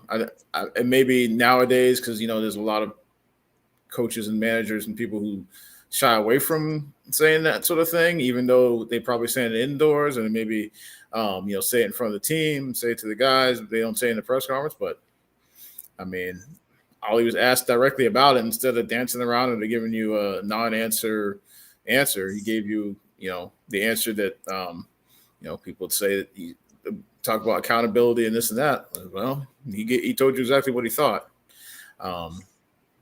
I think a big part of Ollie's answer, and this is just coming from a fan that watches spring training until the end of the year, is there was big questions of who the center fielder was going to be this year, and Tyler O'Neill made it very clear he wanted to be the starting center fielder. Cardinals gave him every single opportunity he ever wanted. And then the second series of the season, it just didn't really look like he wanted it. So it's like he was given it and then didn't run with it. So, and I think that's what Ollie's seen. And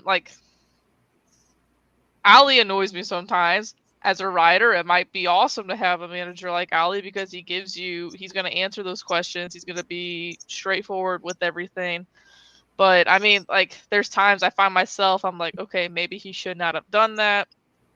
But then at the end of the year, the big quote that everyone talked about at the last game of the season, I have no problem with what he said, because this year was unacceptable. The entire city of St. Louis, players were not happy. So, I mean, yeah, he comes off kind of as a douchebag sometimes. I'm just going to say it, but I kind of liked it there at the end of the year. So who knows? I don't know what next year is going to be like. So what? So when that for the Tyler O'Neill thing, you thought he should have said what he said, or you thought he should have said what? No, I'm fine with it. I was fine with it at the time. We could go back to our previous videos. I was fine with it, because I'm not the biggest O'Neill fan to begin with. I know there's a lot of people that love the guy. He had one really good year, and they keep giving him everything he's ever wanted. And starting from this year, they gave him that starting center fielder job, which I do not think he should have been the starting center fielder. I think it probably should have been DC to start the year off, because at the time he was our best defensive center fielder, and he had a really good spring training. And they gave it to him. And so at the time, I was fine with what he said. With everything that came after, with, throwing Wilson underneath the bus, and MLB Network and other cities talking about how much of a clown Ollie sounds like sometimes, I'm kind of getting it in my head, okay, there's some things he should probably, bite his tongue on. But the last quote that everyone talks about at the end of the year of if you don't want to be here, you don't want to win, then we're going to weed those guys out. I was fine with that, because I'm only 29 years old, but this was the most depressing Cardinal season I've ever seen in my life. I don't want to see this ever again. So, I'm fine with him saying that. And what he said might have been straight and to the point, but it's true. No manager wants a room full of guys that cares more about themselves than the team and winning. And I think Tyler O'Neill cares more about himself. I mean, was it the Rays series that he didn't want to play on the turf because he was scared that he might get hurt? That annoys me, I don't like that. And then you have Yachty out there playing with one ball, and he doesn't care. You know what I'm saying? Like, I don't know. I was never a big fan of Tyler O'Neill. At the time, I was happy with Ali said. Middle of the season, I was kind of hesitant. I do think he's arrogant at times, but I think that's just a carnal thing. Like Mosaic, he comes off like that too. But at the end of the year, I was fine with what he said. And just to add on to Tyler O'Neill, one of the biggest frustrations that I've had about Tyler O'Neill and how the organization perceived him is stuff like this.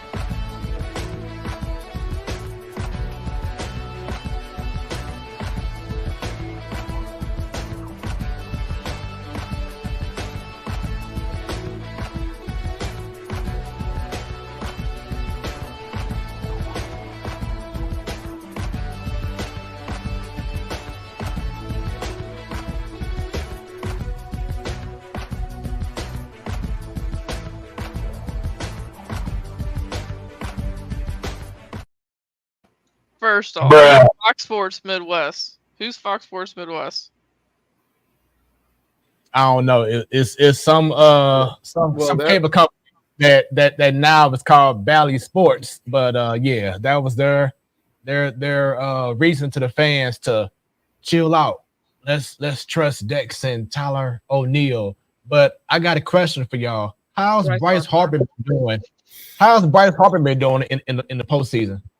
Well, obviously this is hindsight, but I don't know that they need to put no Bryce Harper in it. Like, if y'all want to say, if at the time y'all wanted to say Dex and Tyler O'Neill is potentially whatever type of combination, that's one thing. But I don't think they did nobody no favors by comparing it to Bryce Harper. I don't know whose decision that was. 2019. The Cardinals could have used Bryce Harper in that NLCS. That's all I'm gonna say. That was so cringe. I know. Let's move on. Let's talk about something that I don't even like that you played the entire clip. Honestly, that's why I had to look away half the time. That's definitely rough looking back on that, right? Especially right now. Like, Right, and because it goes back to, that's one of those ones that you count. Like, if you're putting that together, you're counting on nobody remembering that. Whatever this is, 4 or 5 years later, you're counting on people not remembering that. No. I mean, because we had these talks all the time about how we had opportunities to get certain players, and we were scared to do it, and then we get these guys who've been stars back in the day and trying to revive their careers as if they're still that guy, and then look what happened. You're seeing a Harper doing this. Scherzer said recently the Cardinals could have signed him for less if they just would have made an offer. Never did. But then you're scared to give long-term contracts to great players, not just okay players, but to great players who would change your organization around, and you don't do it. So with that being said, we saw how this season ended and how the front office looked like they were lost. To you, how far behind is this organization compared to the elite organizations around the league? I'm not sure. Well, I think it's a matter of what's this offseason look like. Like, I don't know if I can sit here and say where they are, like, compared to other organizations. I think it's a matter of what they're going to do this offseason to get the big league club back into contention. And that's going to come down to, acquiring some pitching. To me, is going to be the big thing. That's starting pitching and bullpen, but like that's particularly starting pitching, because the internal options, you can't roll with that going into the season. At least not as your only options. Like you got to add from the outside, and then those other pieces that you got right now. That's depth. That's one thing. If that's what you're going into the season with, especially after last year, because last year they went in and I think the term they used was they were betting on the guys they had and guys being healthy and guys making improvements and Jack coming back and having a healthy season and Matt's having a healthy season and getting guys to pitch well and had guys internally as depth, whether that's Dakota and Libertor and stuff like that. It's like, yeah, but that you can't go into next season and not bring in some other guys from outside and really have a different look to it, because especially after last year, because last year there's people who wanted them to go out and get other pieces that they didn't, get other pitchers and they didn't, and they went with what they had. So now you definitely can't go with what you had, especially since you don't even have as much as you had last year. I mean, or what you thought you had last year with Wayno being gone. Like you got two starters that in Michaelis and Matts, and so and even if you talk about some of these young guys, again, that's fine for depth, but like as far as counting on at the start of the season, you got to add multiple guys. You got to add probably 3 guys. And I know at one point in time they said 3, and then I think late in the season, like it almost sounded like somebody was trying to backtrack, but no. Last day of the season, Mo tried taking it back. That's what it was. Yeah, but not a all good the look. way. But and even I think it was like the last time that he spoke like to the group in the dugout. Even then, he was still saying 3, and that was like a couple weeks before. So that was why that whole thing at the end of the season, where I was like, "Wait a minute, what do you mean?" He tried to backtrack because it was, I think it was a Bally Sports interview where he said that. And it's like, well, they still need 3, and even when we talked to Ollie, like that last time we spoke to him, and there's obviously the part about like that you referenced earlier, Joe, with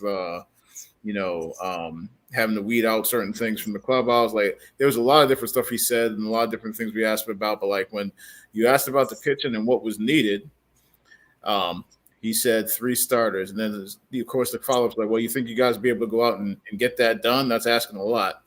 And his response was, you asked me what was needed. That's what's needed. So Ollie was still on that page of 3 guys, need to bring in 3 guys as far as starters, even though it sounded like potentially there was some backtracking going on from Mo. So, but I don't know how different it is. I mean, like, so I remember, was that a couple weeks back when the Mariners had their end of season press conference and Jerry Poto sat up there and said the stuff out loud that you ain't supposed to actually say out loud about, and it wasn't even that 54% thing. Cause like, I feel like there's a lot of organizations that probably would like, that's not something that's crazy for them to think. But when you said that part about, well, we're actually doing the fans a favor, I was like, somebody's supposed to tell him this. He's supposed to pull him off the stage on that one. Like, no, that ain't it. You can't sit up there and tell we're doing the fans a favor. But I think there's a lot of teams that look at, you take out this year and the stretch the Cardinals had where you're in the playoffs on a regular basis, you're winning, you got winning seasons for a long time, you're winning divisions. And I know, because I know whenever I say that, there's fans, especially fans who've been around for a long time, like, yeah, but they ain't won no World Series since 11, so don't tell me that.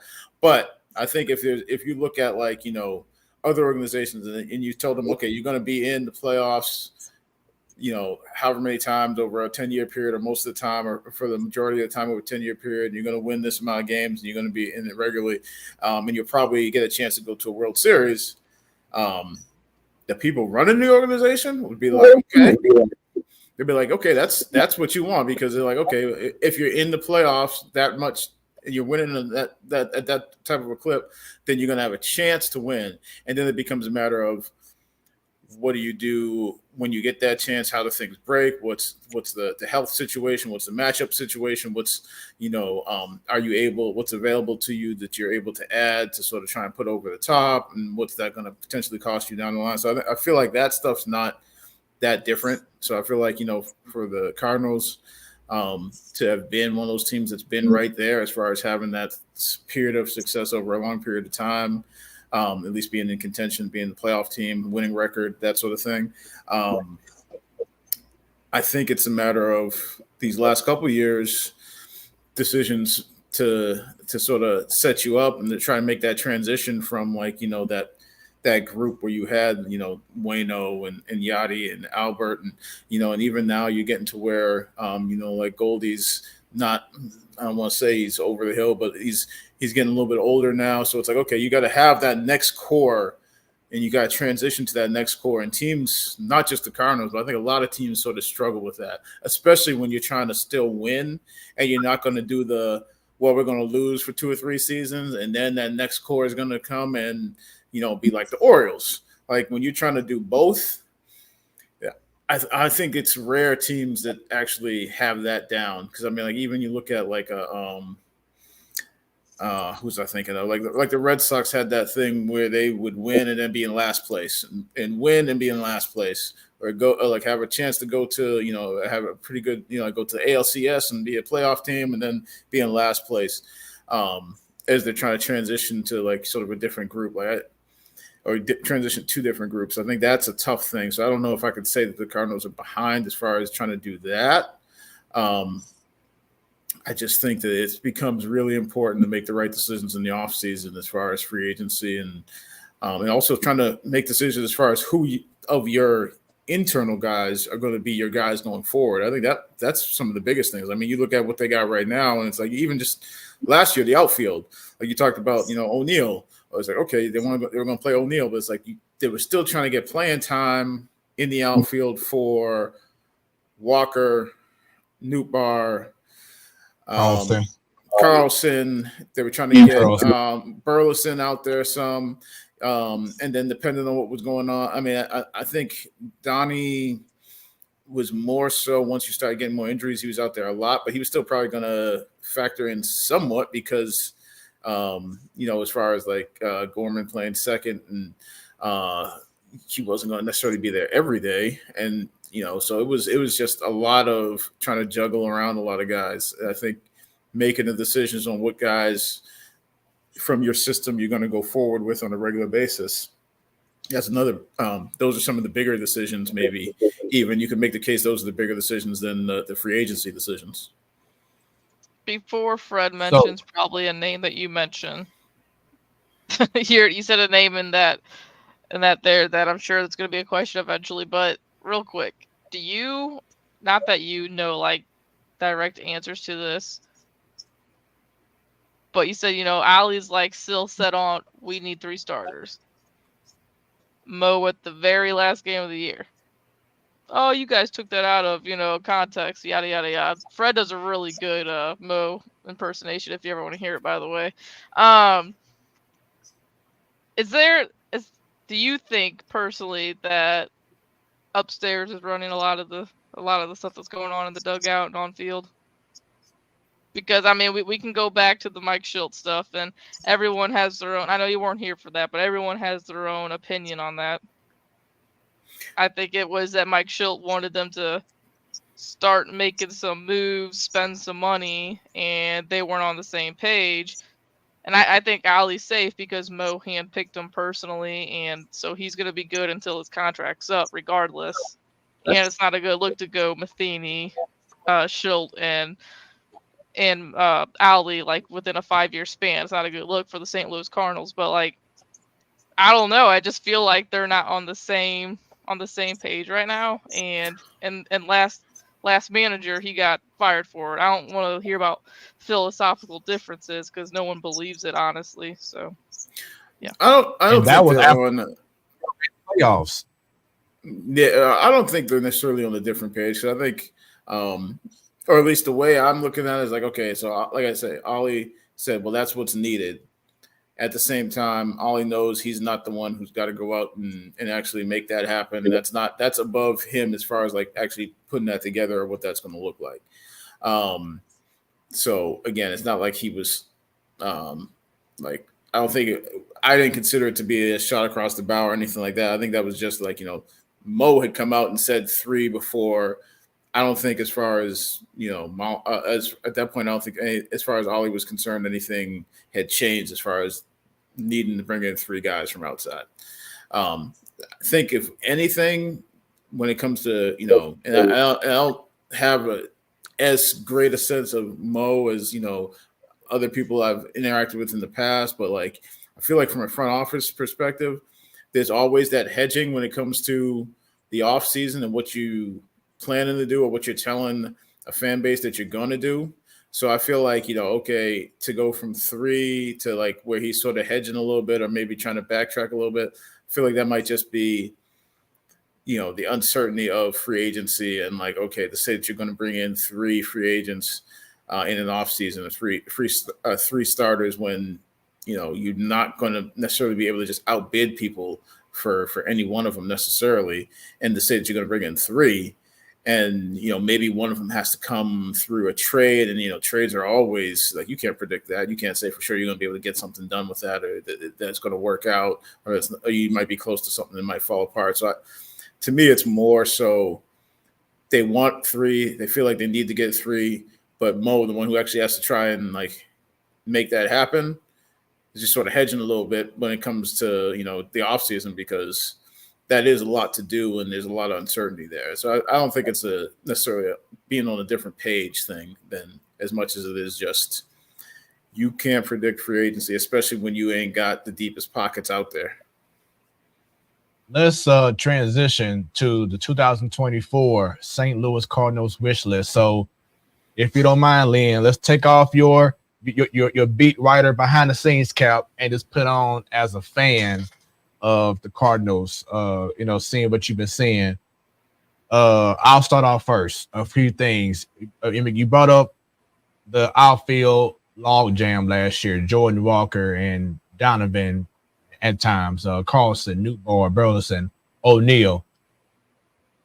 I believe that as a whole team, they need to model what the Braves have done, in which players played one position pretty much the whole season. They knew going in, they knew throughout the whole season, as long as I'm healthy, I'm in right field, if this person's in center field, this person's in left field, and if I need a day off, this person will take my spot. I think there's been, over the last couple of seasons, too many interchangeable parts where we don't have a solid foundation. Now, I know granted some may have been because of injuries, but even then, before then, we had all these log jams and people couldn't get comfortable in one spot. That's one of my wishes in regards to how their approach next season is. Let's solidify that Walker is going to be in right field, that if it's Edmund at center field and Newbar left field or Newbar center and, whatever, let's have something solid unless there's an injury, but let's have something solid where every day we know this is going to be our team, because some guys may not admit it, but that could hurt them offensively or mentally because they don't know when they're going to be playing, how much time they're going to be getting, whatever it is. How you feel about that in regards to the team to have a different approach in regards to having a solid foundation of knowing that these 7 or 8 guys will be on the field pretty much every day at one position? I'm hesitant to be like, you got to have a set lineup, just because I feel like if the guys aren't, I guess like ideally you want to have a set lineup, but if there's guys who are question marks or guys who you're not sure about or guys who, can be, like we talked about earlier, like let's say it was like an O'Neal who what he can be when he's at his best, but if he's not at his best, are you going to say, okay, well, you're our center fielder no matter what? And even though we have somebody else that maybe could play that, but we decided, and so that's just how it's going to be. Like, I guess my hesitance is like, just, and not to say that it's necessarily O'Neal, but just whoever it is, like to say that, okay, we decided you're going to be in this spot. And even as evidence unfolds, it says that might not be the best case, or we weren't sure about that 100%. It was like, 51-49 that was the best case. So we're going to stick with that no matter what, because we decided. Like, that to me, I got a problem with that. Like, because I don't know if you've got like studs at all these spots, then that's one thing. Then it's like, okay, put them there, let them stay there. It's going to be good. Just ride with them. That's one thing. But when you got a lot of guys that there's some uncertainty about, like, I don't know that you got to have that set lineup. I think you already know there's going to be certain spots that are set. I mean, it's just a matter of how much flexibility do you want, or that you can get away with at certain spots. So, I mean, if I look around and I say, like, okay, first and third, that's set. Catcher, for the most part, is set. Like, I don't know how much like you mentioned the Braves. I mean, the Braves have, used 2 catchers, especially with that DH spot. And, I mean, I think you're set as far as like, who at least one of those guys is going to be. And then, with the second guy, how much he's going to play and who that's going to be, that maybe there's some still question there. But I feel like those spots are set. I think Walker probably needs to be in right field. And so then you're set more or less there. Now, then after that, there becomes the question of like how much you're going to move guys around. Is Newt going to be in left field? It was kind of interesting that that Ollie said flat out that his best spot was in the corners. When obviously he played a lot of center this year. So for Ollie at the end of the season to say flat out his best spot is in the corners makes you think that maybe that's what they're leaning towards doing. But I mean, that may depend on what other options they got and how they see other things unfolding. But I think there can still be some flexibility because there's some guys that you're not sure. I mean, like, if you could tell me for sure that that Mason Wynn is ready and that you're going to be able to put him in there day one and then that's just it, then okay, then that means, then you got to figure out what you're doing with a couple other spots, like who's going to be at second and what's that mean for, center. And but I think unless you're sure about all 8-9 guys or 7-8 guys, you probably got to have some moving parts. And I think there's teams that have had success with moving parts. I mean, Tampa Bay for a long time seemed like they always had guys that would be in one spot and they might finish games in other spots or might play in multiple spots throughout a game or throughout the season. I know. Well, I mean, not that they had great success this year, but they, at times they've had success as San Francisco with that whole platoon thing, which I think that's going a little bit too far. But I don't know if you got to have a set lineup and just say that's got to be what it is. I mean, I wasn't there when Kansas City won that World Series, but they've had guys that have, not necessarily a whole group of guys, but like guys who could play multiple positions and did play multiple positions throughout a run to a World Series, whether that means, Lorenzo Cain playing center field, but also switching to a corner because then they would put Gerard Dyson in center field, or if that means like Ben Zobrist being able to play right field and second base. I mean, so you can have positional versatility and guys play multiple positions and still have really good teams and successful teams, championship teams. But so I don't think that it's a necessity that you got to have that set lineup. I think it just depends on the personnel you got and if you've got guys that for sure what you're going to be able to get out of them. And Joe, before you go, another one is going back to the front office. Like you cannot be scared to be aggressive and make a move that I think they said on ESPN, your peak point. You brought up about what they're gonna do about second base, what they're gonna do about center field. Obviously, in my mind, Tyler O'Neill isn't coming back. They need to make a move and just say, you know what, it's time to go.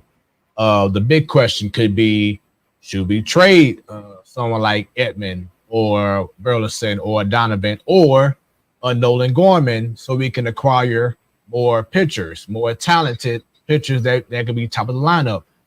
I want to see this Cardinals organization this offseason stop being scared, spend money.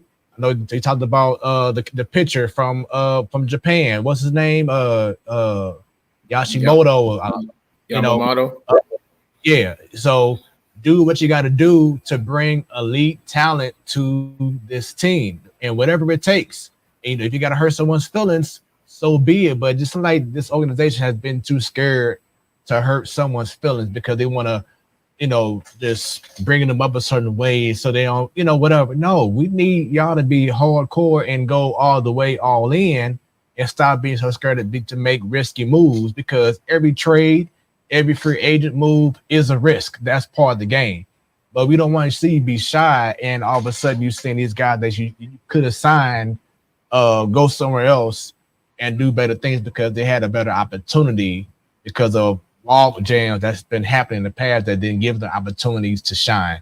So I just want to see the front office do more and be more aggressive with spending money wisely on getting the right guys, and they go to the right scouting, but just start being more aggressive and proactive and saying, you know what, this might hurt us for a second because people love this person, but he got to go because we got to bring in better talent. Joe, you have any thoughts on not thoughts, but in regards to your 2024 wish list for the Cardinals? Wish list just pitching, honestly. We already talked about it. I feel like we have like 2 guys in the bullpen that are set in stone for next year, and other than that, we got 2 starters. So Mo's got his work cut out for him, and as a Cardinals fan, it's hard to believe whatever they throw at you, because last year they said they're going to spend money, and they spent money in the weirdest way to make fans believe they spent money. They really didn't spend money. So that's all I'm saying about that. Besides Wilson Contreras, they didn't really do much. I just had one more question. It's not even Cardinals related. It's more of a beat writer question.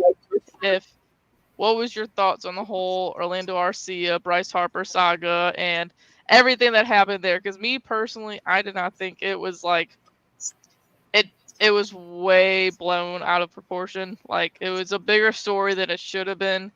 As soon as I saw the X, whatever we want to call it, I knew Bryce. I told my husband, I said, Harper's going to hit 3 homers the next game. He hit 2, whatever. But I just feel like it was just blown out of proportion. Arcia is dumb for saying it in front of a million people. And I think it's not something that should have been a chip on Harper's shoulder. But, I mean, he's Bryce Harper. He's going to take anything to use to his advantage. But as a writer, like, if you hear that in the clubhouse when there's so much media in there for the postseason, I mean, you're gonna go out there and you're gonna do the same thing that guy did. You know what I'm saying? So, like, and then you had, what's her name, Alana Rizzo or whatever on with Mad Dog Russo on MLB. She was chewing out this guy, and then she took it back and apologized. And just what's your thoughts on the whole situation? Because I felt like it was crazy, but it made for good TV, I guess you can say, with Harper staring him down. Yeah, I thought also that it got made into way more than it needed to be or that it should have been. And I also feel like, and there's no way to know this for sure, but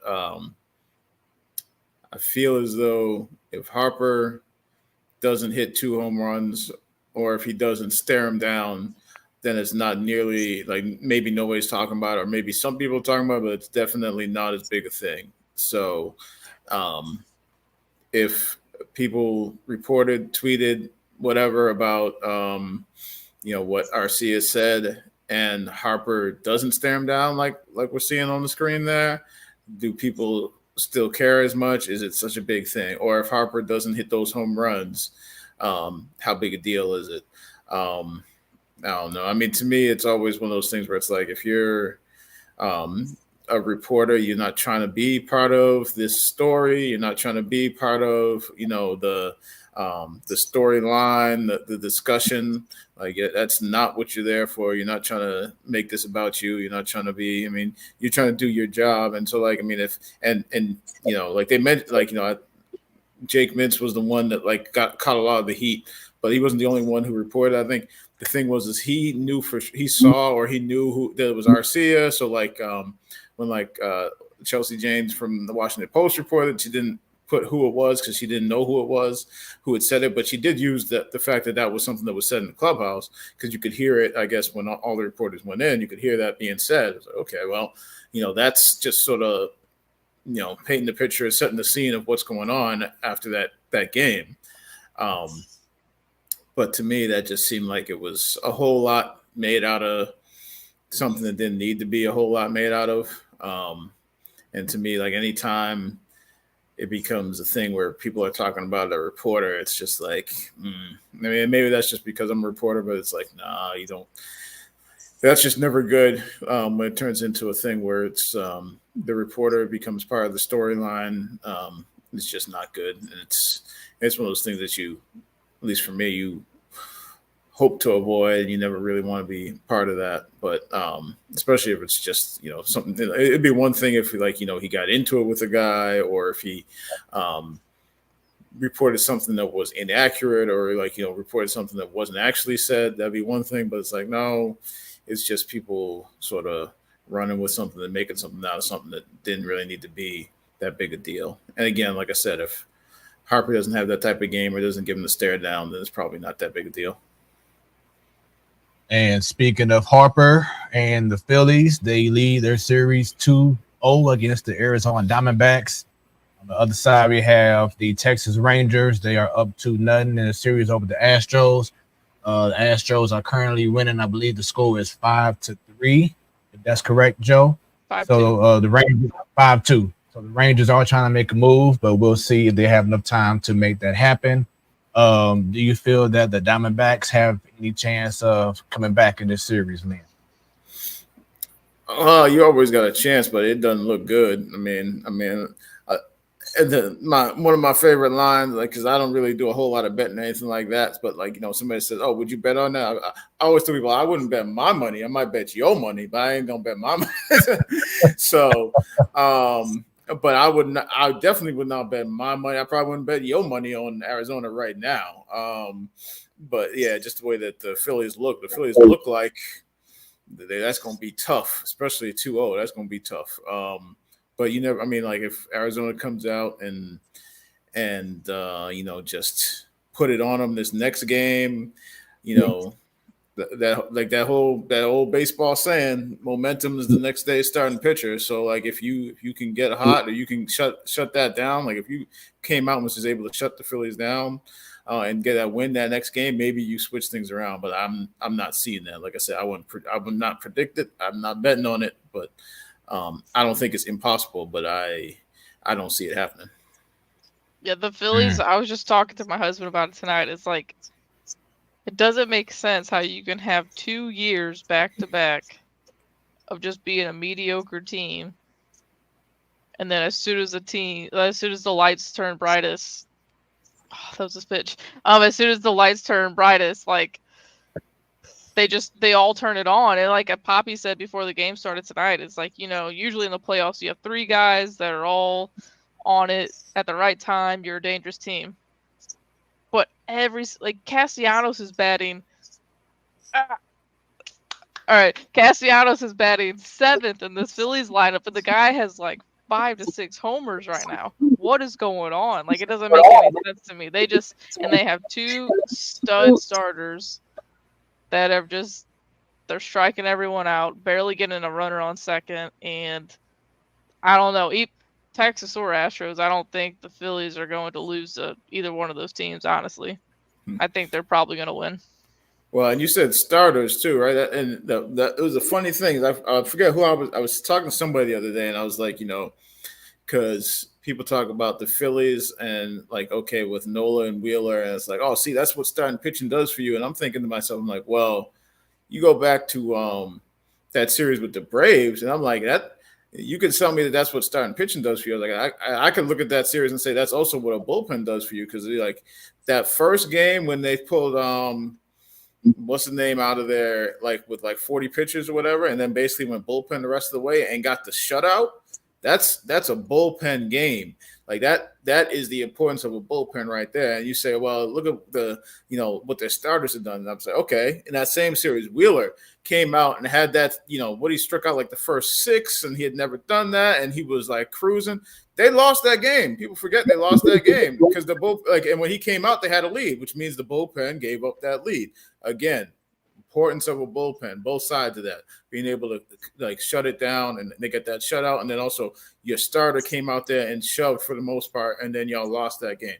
So it's not just the starter. Yes, the starter is important, and believe me, for Cardinals folks, they need to get starters, but like that alone is not going to be it, because you got to have bullpen, and if you don't, it will come back to haunt you. I mean, shoot, you can look at this season. Just pitching overall. I mean, shoot, this year, I mean, there was a lot of games. I don't remember the numbers, but there was a lot of games where they were still in games, and then you got to the 7th inning, and all of a sudden, that was over. Yeah, like pitching in general, though, like I can go back to the Astros last year. Is in the playoffs, their pitching, like starting pitching and bullpen, was just lights out. I mean, their bullpen right now, like Brian Abreu, he's a stud. Hector Neris, Ryan Stanek, Ryan Presley. These are all guys that are probably the main reason why the Astros won the World Series last year. Because last year, I mean, Jordan had a good DS and that big homer against Alvarado in the World Series, but other than that, he didn't really do much. Altuve barely did anything. And you had a rookie shortstop come up and have big hits here and there, but pitching in general, starting and relievers, you need that if you want to go on a deep run. And that's the one thing the Cardinals don't have, because we've seen what this offense can do. Obviously, they need to be better with runners in scoring position, but they need the pitching, because we probably set records this year alone with how many blown saves we give up, or just blown leads we've given up all year. So it ain't pretty, and Mo's got a lot of work to do. That's the only thing that's going to be the biggest topic. I think that's probably one of the biggest 5 storylines in baseball, not just Cardinals, but in baseball, because no one expected the team to be as bad as they were.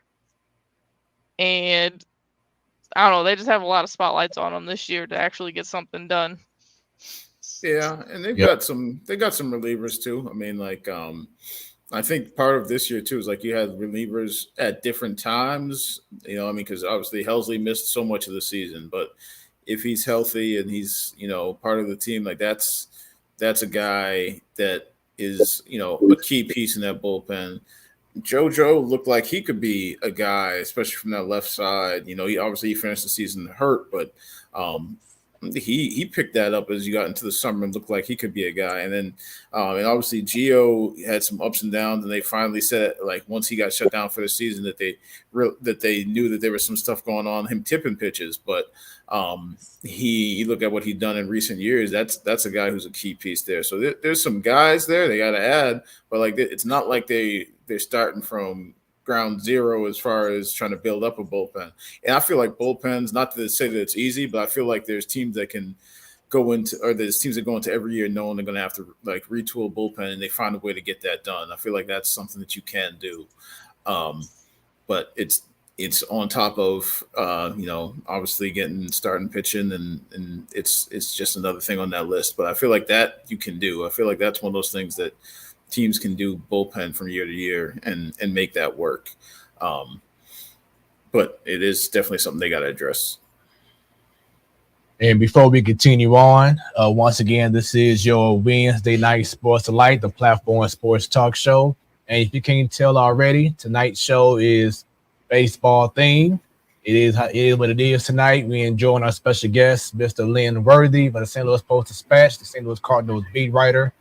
Great conversation, but I do have some, Joe, I ain't did in a long time, so I'm kind of rusty, but here you go. I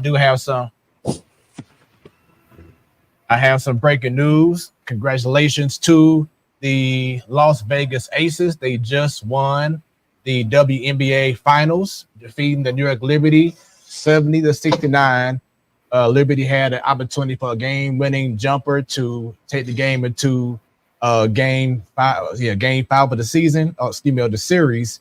but they missed a wide open 3-pointer, and the Aces are now back-to-back champions. So once again, congratulations to the Las Vegas Aces for winning back-to-back champions the first time since 2001-2002 season. So salute to Adrian Wilson, to Becky Hammond, to the whole squad in Las Vegas. I just left Las Vegas. Too bad they ain't win while I was there, but it's all good. But congratulations to the ladies of Las Vegas Aces for winning the WNBA Finals. So going back to the baseball talk, the hottest story right now in St. Louis has to be, it's very possible that we may have someone being our new bench coach, and that's Yadier Molina. Martin Kilcoyne put it out on social media that there have been talks about Yadi possibly returning and playing a role in the organization, possibly as a bench coach or more behind the scenes. Hopefully it's a bench coach. But do you feel that this is something that could be a reality very soon by the Cardinals? I don't know what exactly it would look like, but it sounds like, and I think I know my colleague Derek Gould, I think he had something that went online today, and Yadi sounds like gave an interview down in Puerto Rico where he acknowledged that they had some conversations when he was in town for Wayno's ceremony. So it sounds like there's been some talks for sure. I don't know what that role looks like. It'd be interesting. Like, I'm not sure, and I obviously I wasn't here when he was here, so I don't know what his appetite for being a full-time coach would be. I don't know what that role would be. I mean, I think I'm trying to remember who it was or somewhere, if it was a social media thing or whatnot, that was talking about him being like a pitching coach. I don't know that I see that, because I see where, and maybe that was just something that somebody asked me in the chat this week, but Dusty Blake's the pitching coach. They've already talked about being, or Mo at least had given that vote of confidence in Dusty and the work that he's done. And he's really only been in that role for 1 year. And that's the other thing is like, not to be making excuses or anything like that, but like for a lot of people that talk about the staff and stuff like that, I'm like, aside from only like the three sort of like, big positions that people were, really recognize, like all those people were in that spot for the first time this year. Turner had been a hitting coach before, but he hadn't been the hitting coach the year before. So you got a new hitting coach, new pitching coach, new bench coach last year. So I think, there's something to be said about as far as like continuity and giving those people more than, just that 1 year and then start making changes again. But it would be interesting to see if they brought Yadi back, what that would look like, what sort of role that would be. Part of me also wonders whether that would be good or what that would be like for Wilson, because I think a lot of what went on this year and them talking about, Wilson's not doing this and that and the other, and now you're going to have literally Yadi right there over his shoulder. I mean, obviously you say, yeah, there's be some things that he could benefit from. I just wonder what that dynamic would be like, or whether that would be a great thing or not. I mean, obviously I would think that they would both work to make it a great thing, but I just sort of curious about that. Just again, sort of thinking out loud what that would be like, but it would be interesting to see what that would look like. I don't think anything could be worse than what Wilson went through this year. I'm just being, that was rough. There's plenty of stories out there. Everyone talks about it. That was awful to watch. And even Yadi on his, I think, Instagram, said, like he was like clapping for Wilson because he wanted the guy to be here too. So I don't think it could make it any worse if Yadi was here, and I'm one of Yadi's biggest fans. I would love to see him back. I wasn't surprised that this was a storyline, but I was kind of surprised of how fast it was a storyline after his retirement. But I mean, I think it'd be cool, obviously, to see him back there. And then plus to me, I just feel like this team needs a more steady presence of, I ain't going to take no mess. This is how it's going to be. believe in me kind of vibe. Yes, we love home run by the Rangers. So now the score is 7-4. But going back, sorry about that. Your feed's ahead of mine.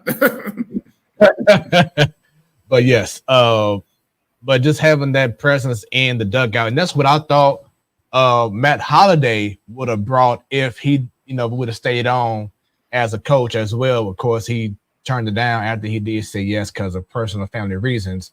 But getting someone like Yachty to be in the organization again, with the team, getting someone like maybe Chris Carpenter as a pitching coach or mentor, having someone like Carpenter, having someone like a Molina, maybe Holiday reconsiders and says, you know what, okay, maybe let me go ahead and take this opportunity. But we just need more guys like them, I feel, to better this team, especially with Wayno gone. Of course, Pujols, gone. You need to have that presence in the dugout, in the organization, to get these guys ready to take this team to the new nucleus of Walker and Newbar and Donovan and Mason Wynn to take over this team in a whole different direction.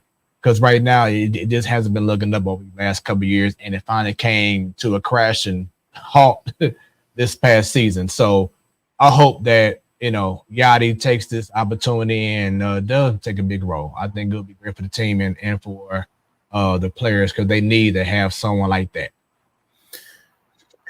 I mean, I see what you're saying. I also as I hear that, I also say to myself, I'm like, well, he's not going to be playing though. So it's you talk about sort of that presence and that attitude. Like I wonder how much you can really provide that from a coaching standpoint when you're not playing on the field. I feel like most of that's got to come from the guys who are actually playing. So it can't hurt, but to think that to have them in the dugout is going to, I don't know how much it's going to be able to change. I think the change has got to come from the guys who's actually playing, not just the guys who on the staff. So as far as that attitude and sort of that, like you say, that presence, I feel like some of that's got to come from, can't come from a guy who's coaching. So, I mean, or at least not, maybe I'm wrong, or maybe there is a certain amount of it that can come. I just don't know if it, I'll feel like it's the same if it's coming from somebody who's coaching. There's got to be guys who are in that clubhouse, not in the coach's room, but in that clubhouse that it's coming from.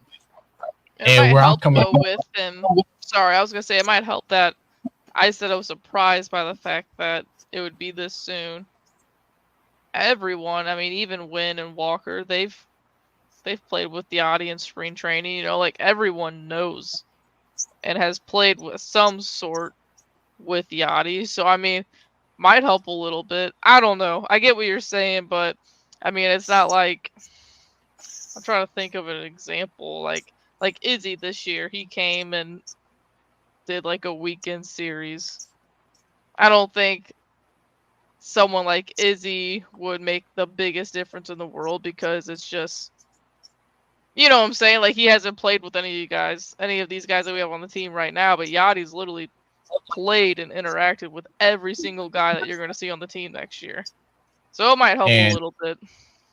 And my thing is, my point of view is the mental, because I feel like this team has lacked that mental intensity to overcome adversity, to step up in big moments. And Yachty had always been that guy to step up, whether it was the small things of hitting the ball the opposite way, or gunning a runner out, whatever it is.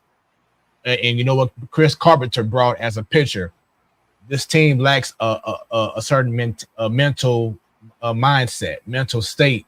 That's what Yachty and Carpenter and possibly a Holiday can bring to this team.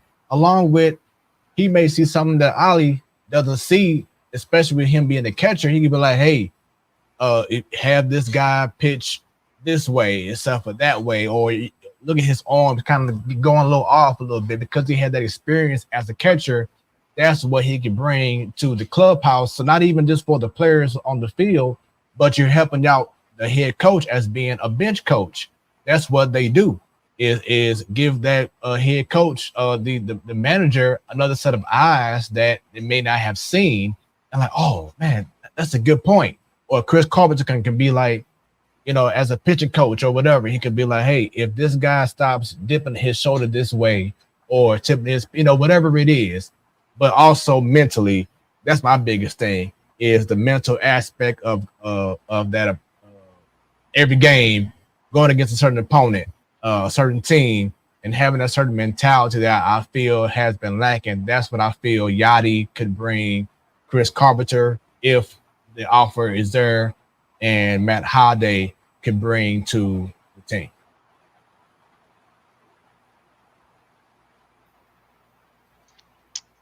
I have sorry, it was quiet there, so I have a question. This is my last question. Just based off of what we've seen the last month or so, do you think Arenado kind of just checked out at the end of the year? I mean, you're around the team more, obviously, because we ain't writers for the team, but like, even whenever like Waino got his 199th win, Cardinals put up that video and Nato didn't really look to care, and we talked about already how the guys, they all kind of came together and they tried hard to to get these last couple of wins for Waino. I mean, we saw how Jordan Walker reacted to the 200th win, and I just kind of felt like you didn't really see Arenado around there. Didn't seem happy, and no one's happy with how the year went. But I mean, even Goldie talked about how it was still important to play and try to keep it somewhat positive and to look towards next year. And I don't know, I'm kind of nervous that maybe Nato won't be here next year, just based off how he seemed the last month and a half to 2 months of the season. I mean, I think I know like what you're saying. At the same time, I think it's hard to judge off of like one, him being hurt at the end of the season, and then two, like I think he's again, just from the time that I've been around him, it's the first year being around him, was it seemed real clear, just even in that little bit of time I've been around him, that he's one of those dudes where games that are when you're out of contention, like you could tell that just I'm trying to think how's the right way to say it, like playing games that are sort of like when you're out of contention, that you don't like to say meaningless, but like as far as being in contention, they're meaningless. Like I feel like that just for him, you feel like that just wasn't, like it just didn't resonate with him the same as earlier in the season, when you knew that you were trying to win games, you were trying to make a push, you were trying to get back into contention. Like I think late in the season, when you knew that you were playing for 2024, I don't want to say he checked out, but I think it was just different, especially since he had been playing through some pain throughout the season. I mean, I remember that series in Philadelphia where they pulled him out in the middle of the game because his back locked up on him, but he was still trying to play. I'm trying to remember, Philadelphia was in August, right? Or is that was I think that was August or September. It was the Philadelphia one. Like when he finally got when he got put on the IL, and that was it. It was like, okay, I think at that point there was probably a little bit of checking out, just because he literally wasn't going to play the rest of the season. But I think it's more so it's just frustration with like where they're at, because I mean when we talked to him, I think it was, when was that? It must have been after the trade deadline. Oh no, it was in July. It was before the trade deadline, when there was still those rumors about him maybe being potentially a trade target, or there was the talk about them playing for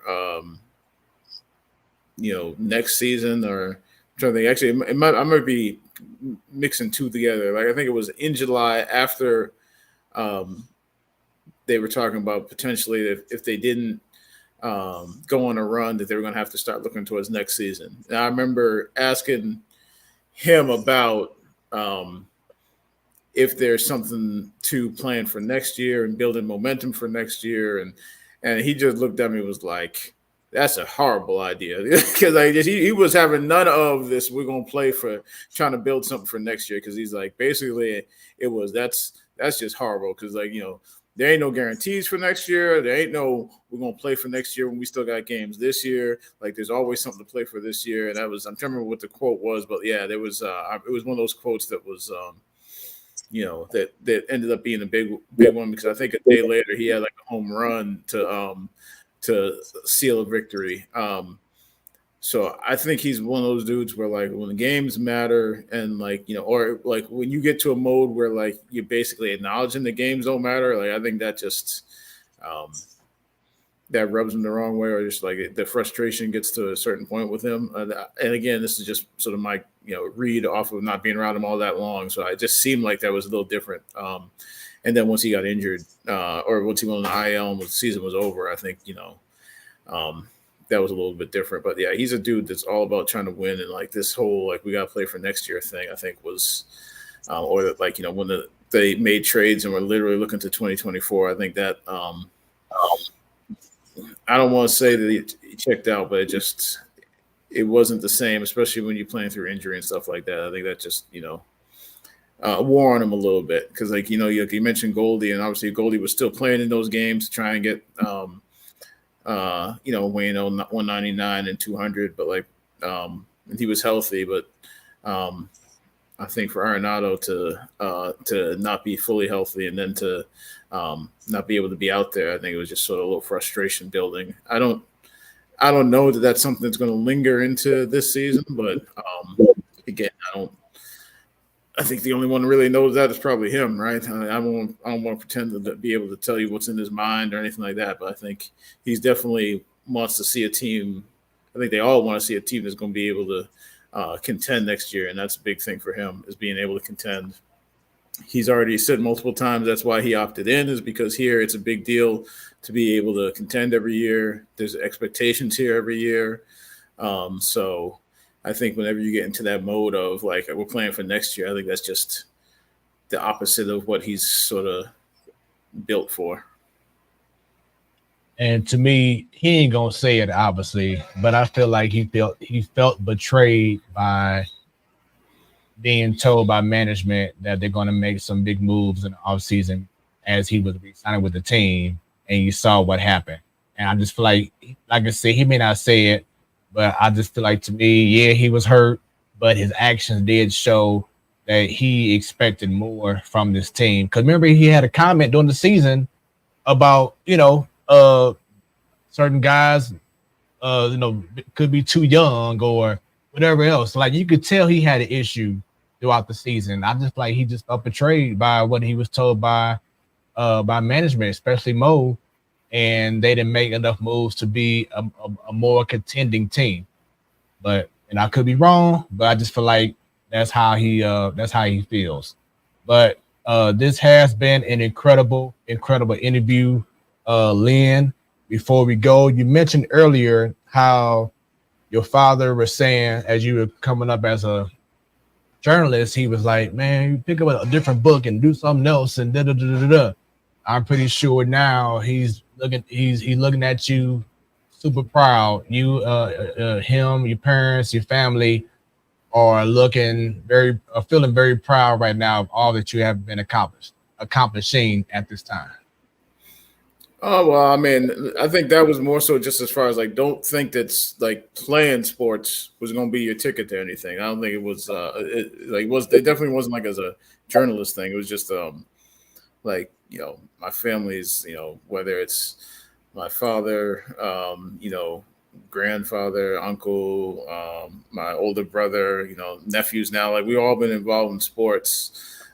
So, I mean, like we're a family who loves sports, but like that was just sort of like that thing that was always said along the way is like, don't let that be the only, like sports is never going to be above school. Sports is not like, don't think that's going to be your ticket to whatever. Like, make sure that there's more than that. So, and that's I mean, shoot, that's the way I would tell anybody. Like, I don't have kids, but like that would definitely be the thing that I would tell them too. Is like, I don't care how good you are at it. You got to make sure that you got more than that going on, because you never know when that's going to end. I mean,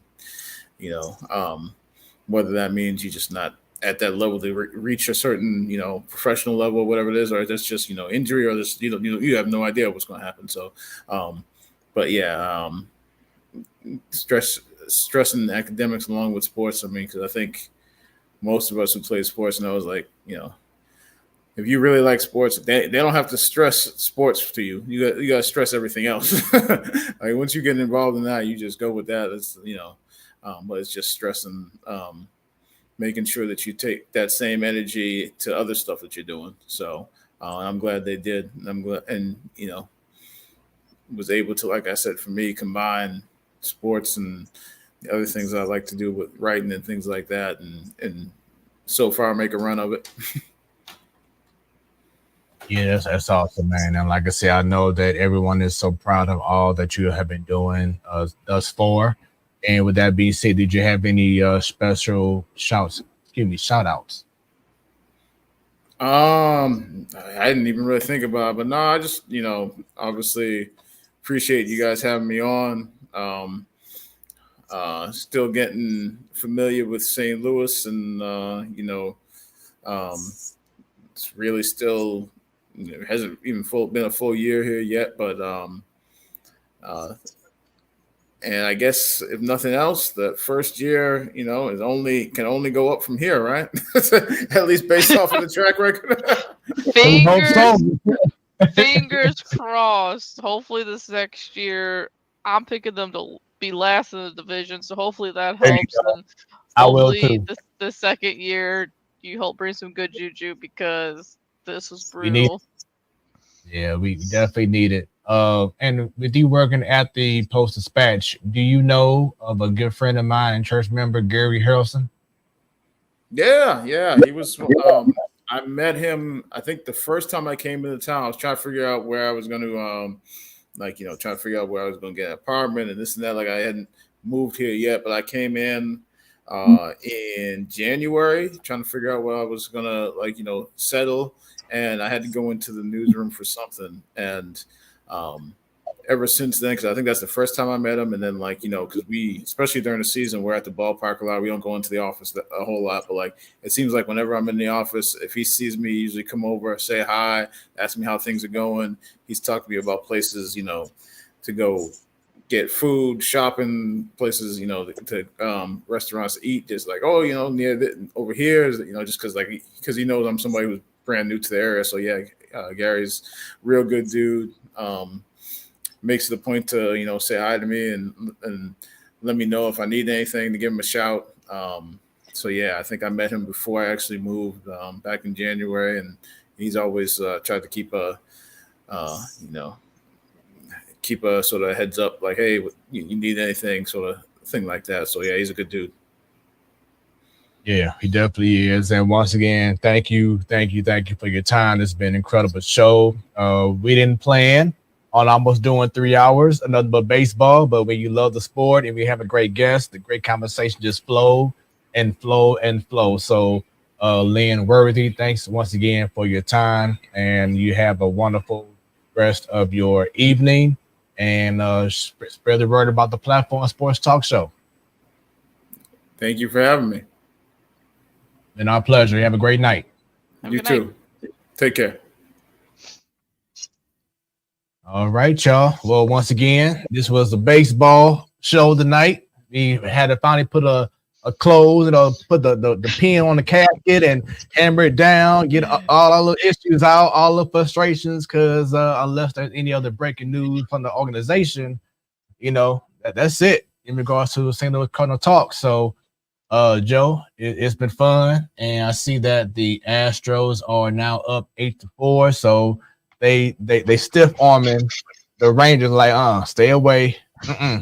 You're gonna win game 3. But it has been a fun show. It has been a fun show, and we'll talk about football and more things next week on the Man Cave, because Unfortunately, the host for the Man Cave stand will not be available.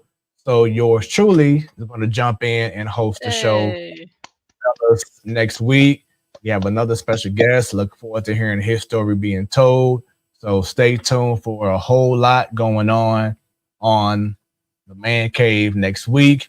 And of course, give us that follow on Facebook, the Platform Sports Talk Show, on the X, formerly known as Twitter, at 314 Sports Talk. Know anyone who will be a great guest to be on the show, email us at platformsportstalkshow@gmail.com. We're on that Instagram at Platform Sports Talk. And of course, Joe, to go on YouTube, subscribe, click on that bell. Because anytime you be notified, Joe, anytime you subscribe and click on that bell, they will be notified. There we go. Hey, it is what it is. Almost 3 hour long show. So it happened like that. That's how it is. But we had a great time. Once again, if you can't see us, you can also hear us on Hot 365 Radio, where it's always hot. Go on hot365radio.com or go on the app, Apple, Android, don't matter. They got it. Put in Hot 365 Radio and listen to us in that crystal high def, sounding real good, sounding real sexy.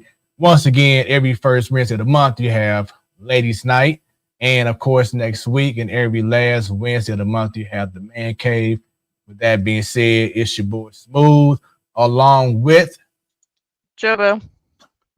And it's the Platform Sports Talk Show. Y'all have a great rest of y'all evening and week. We out here.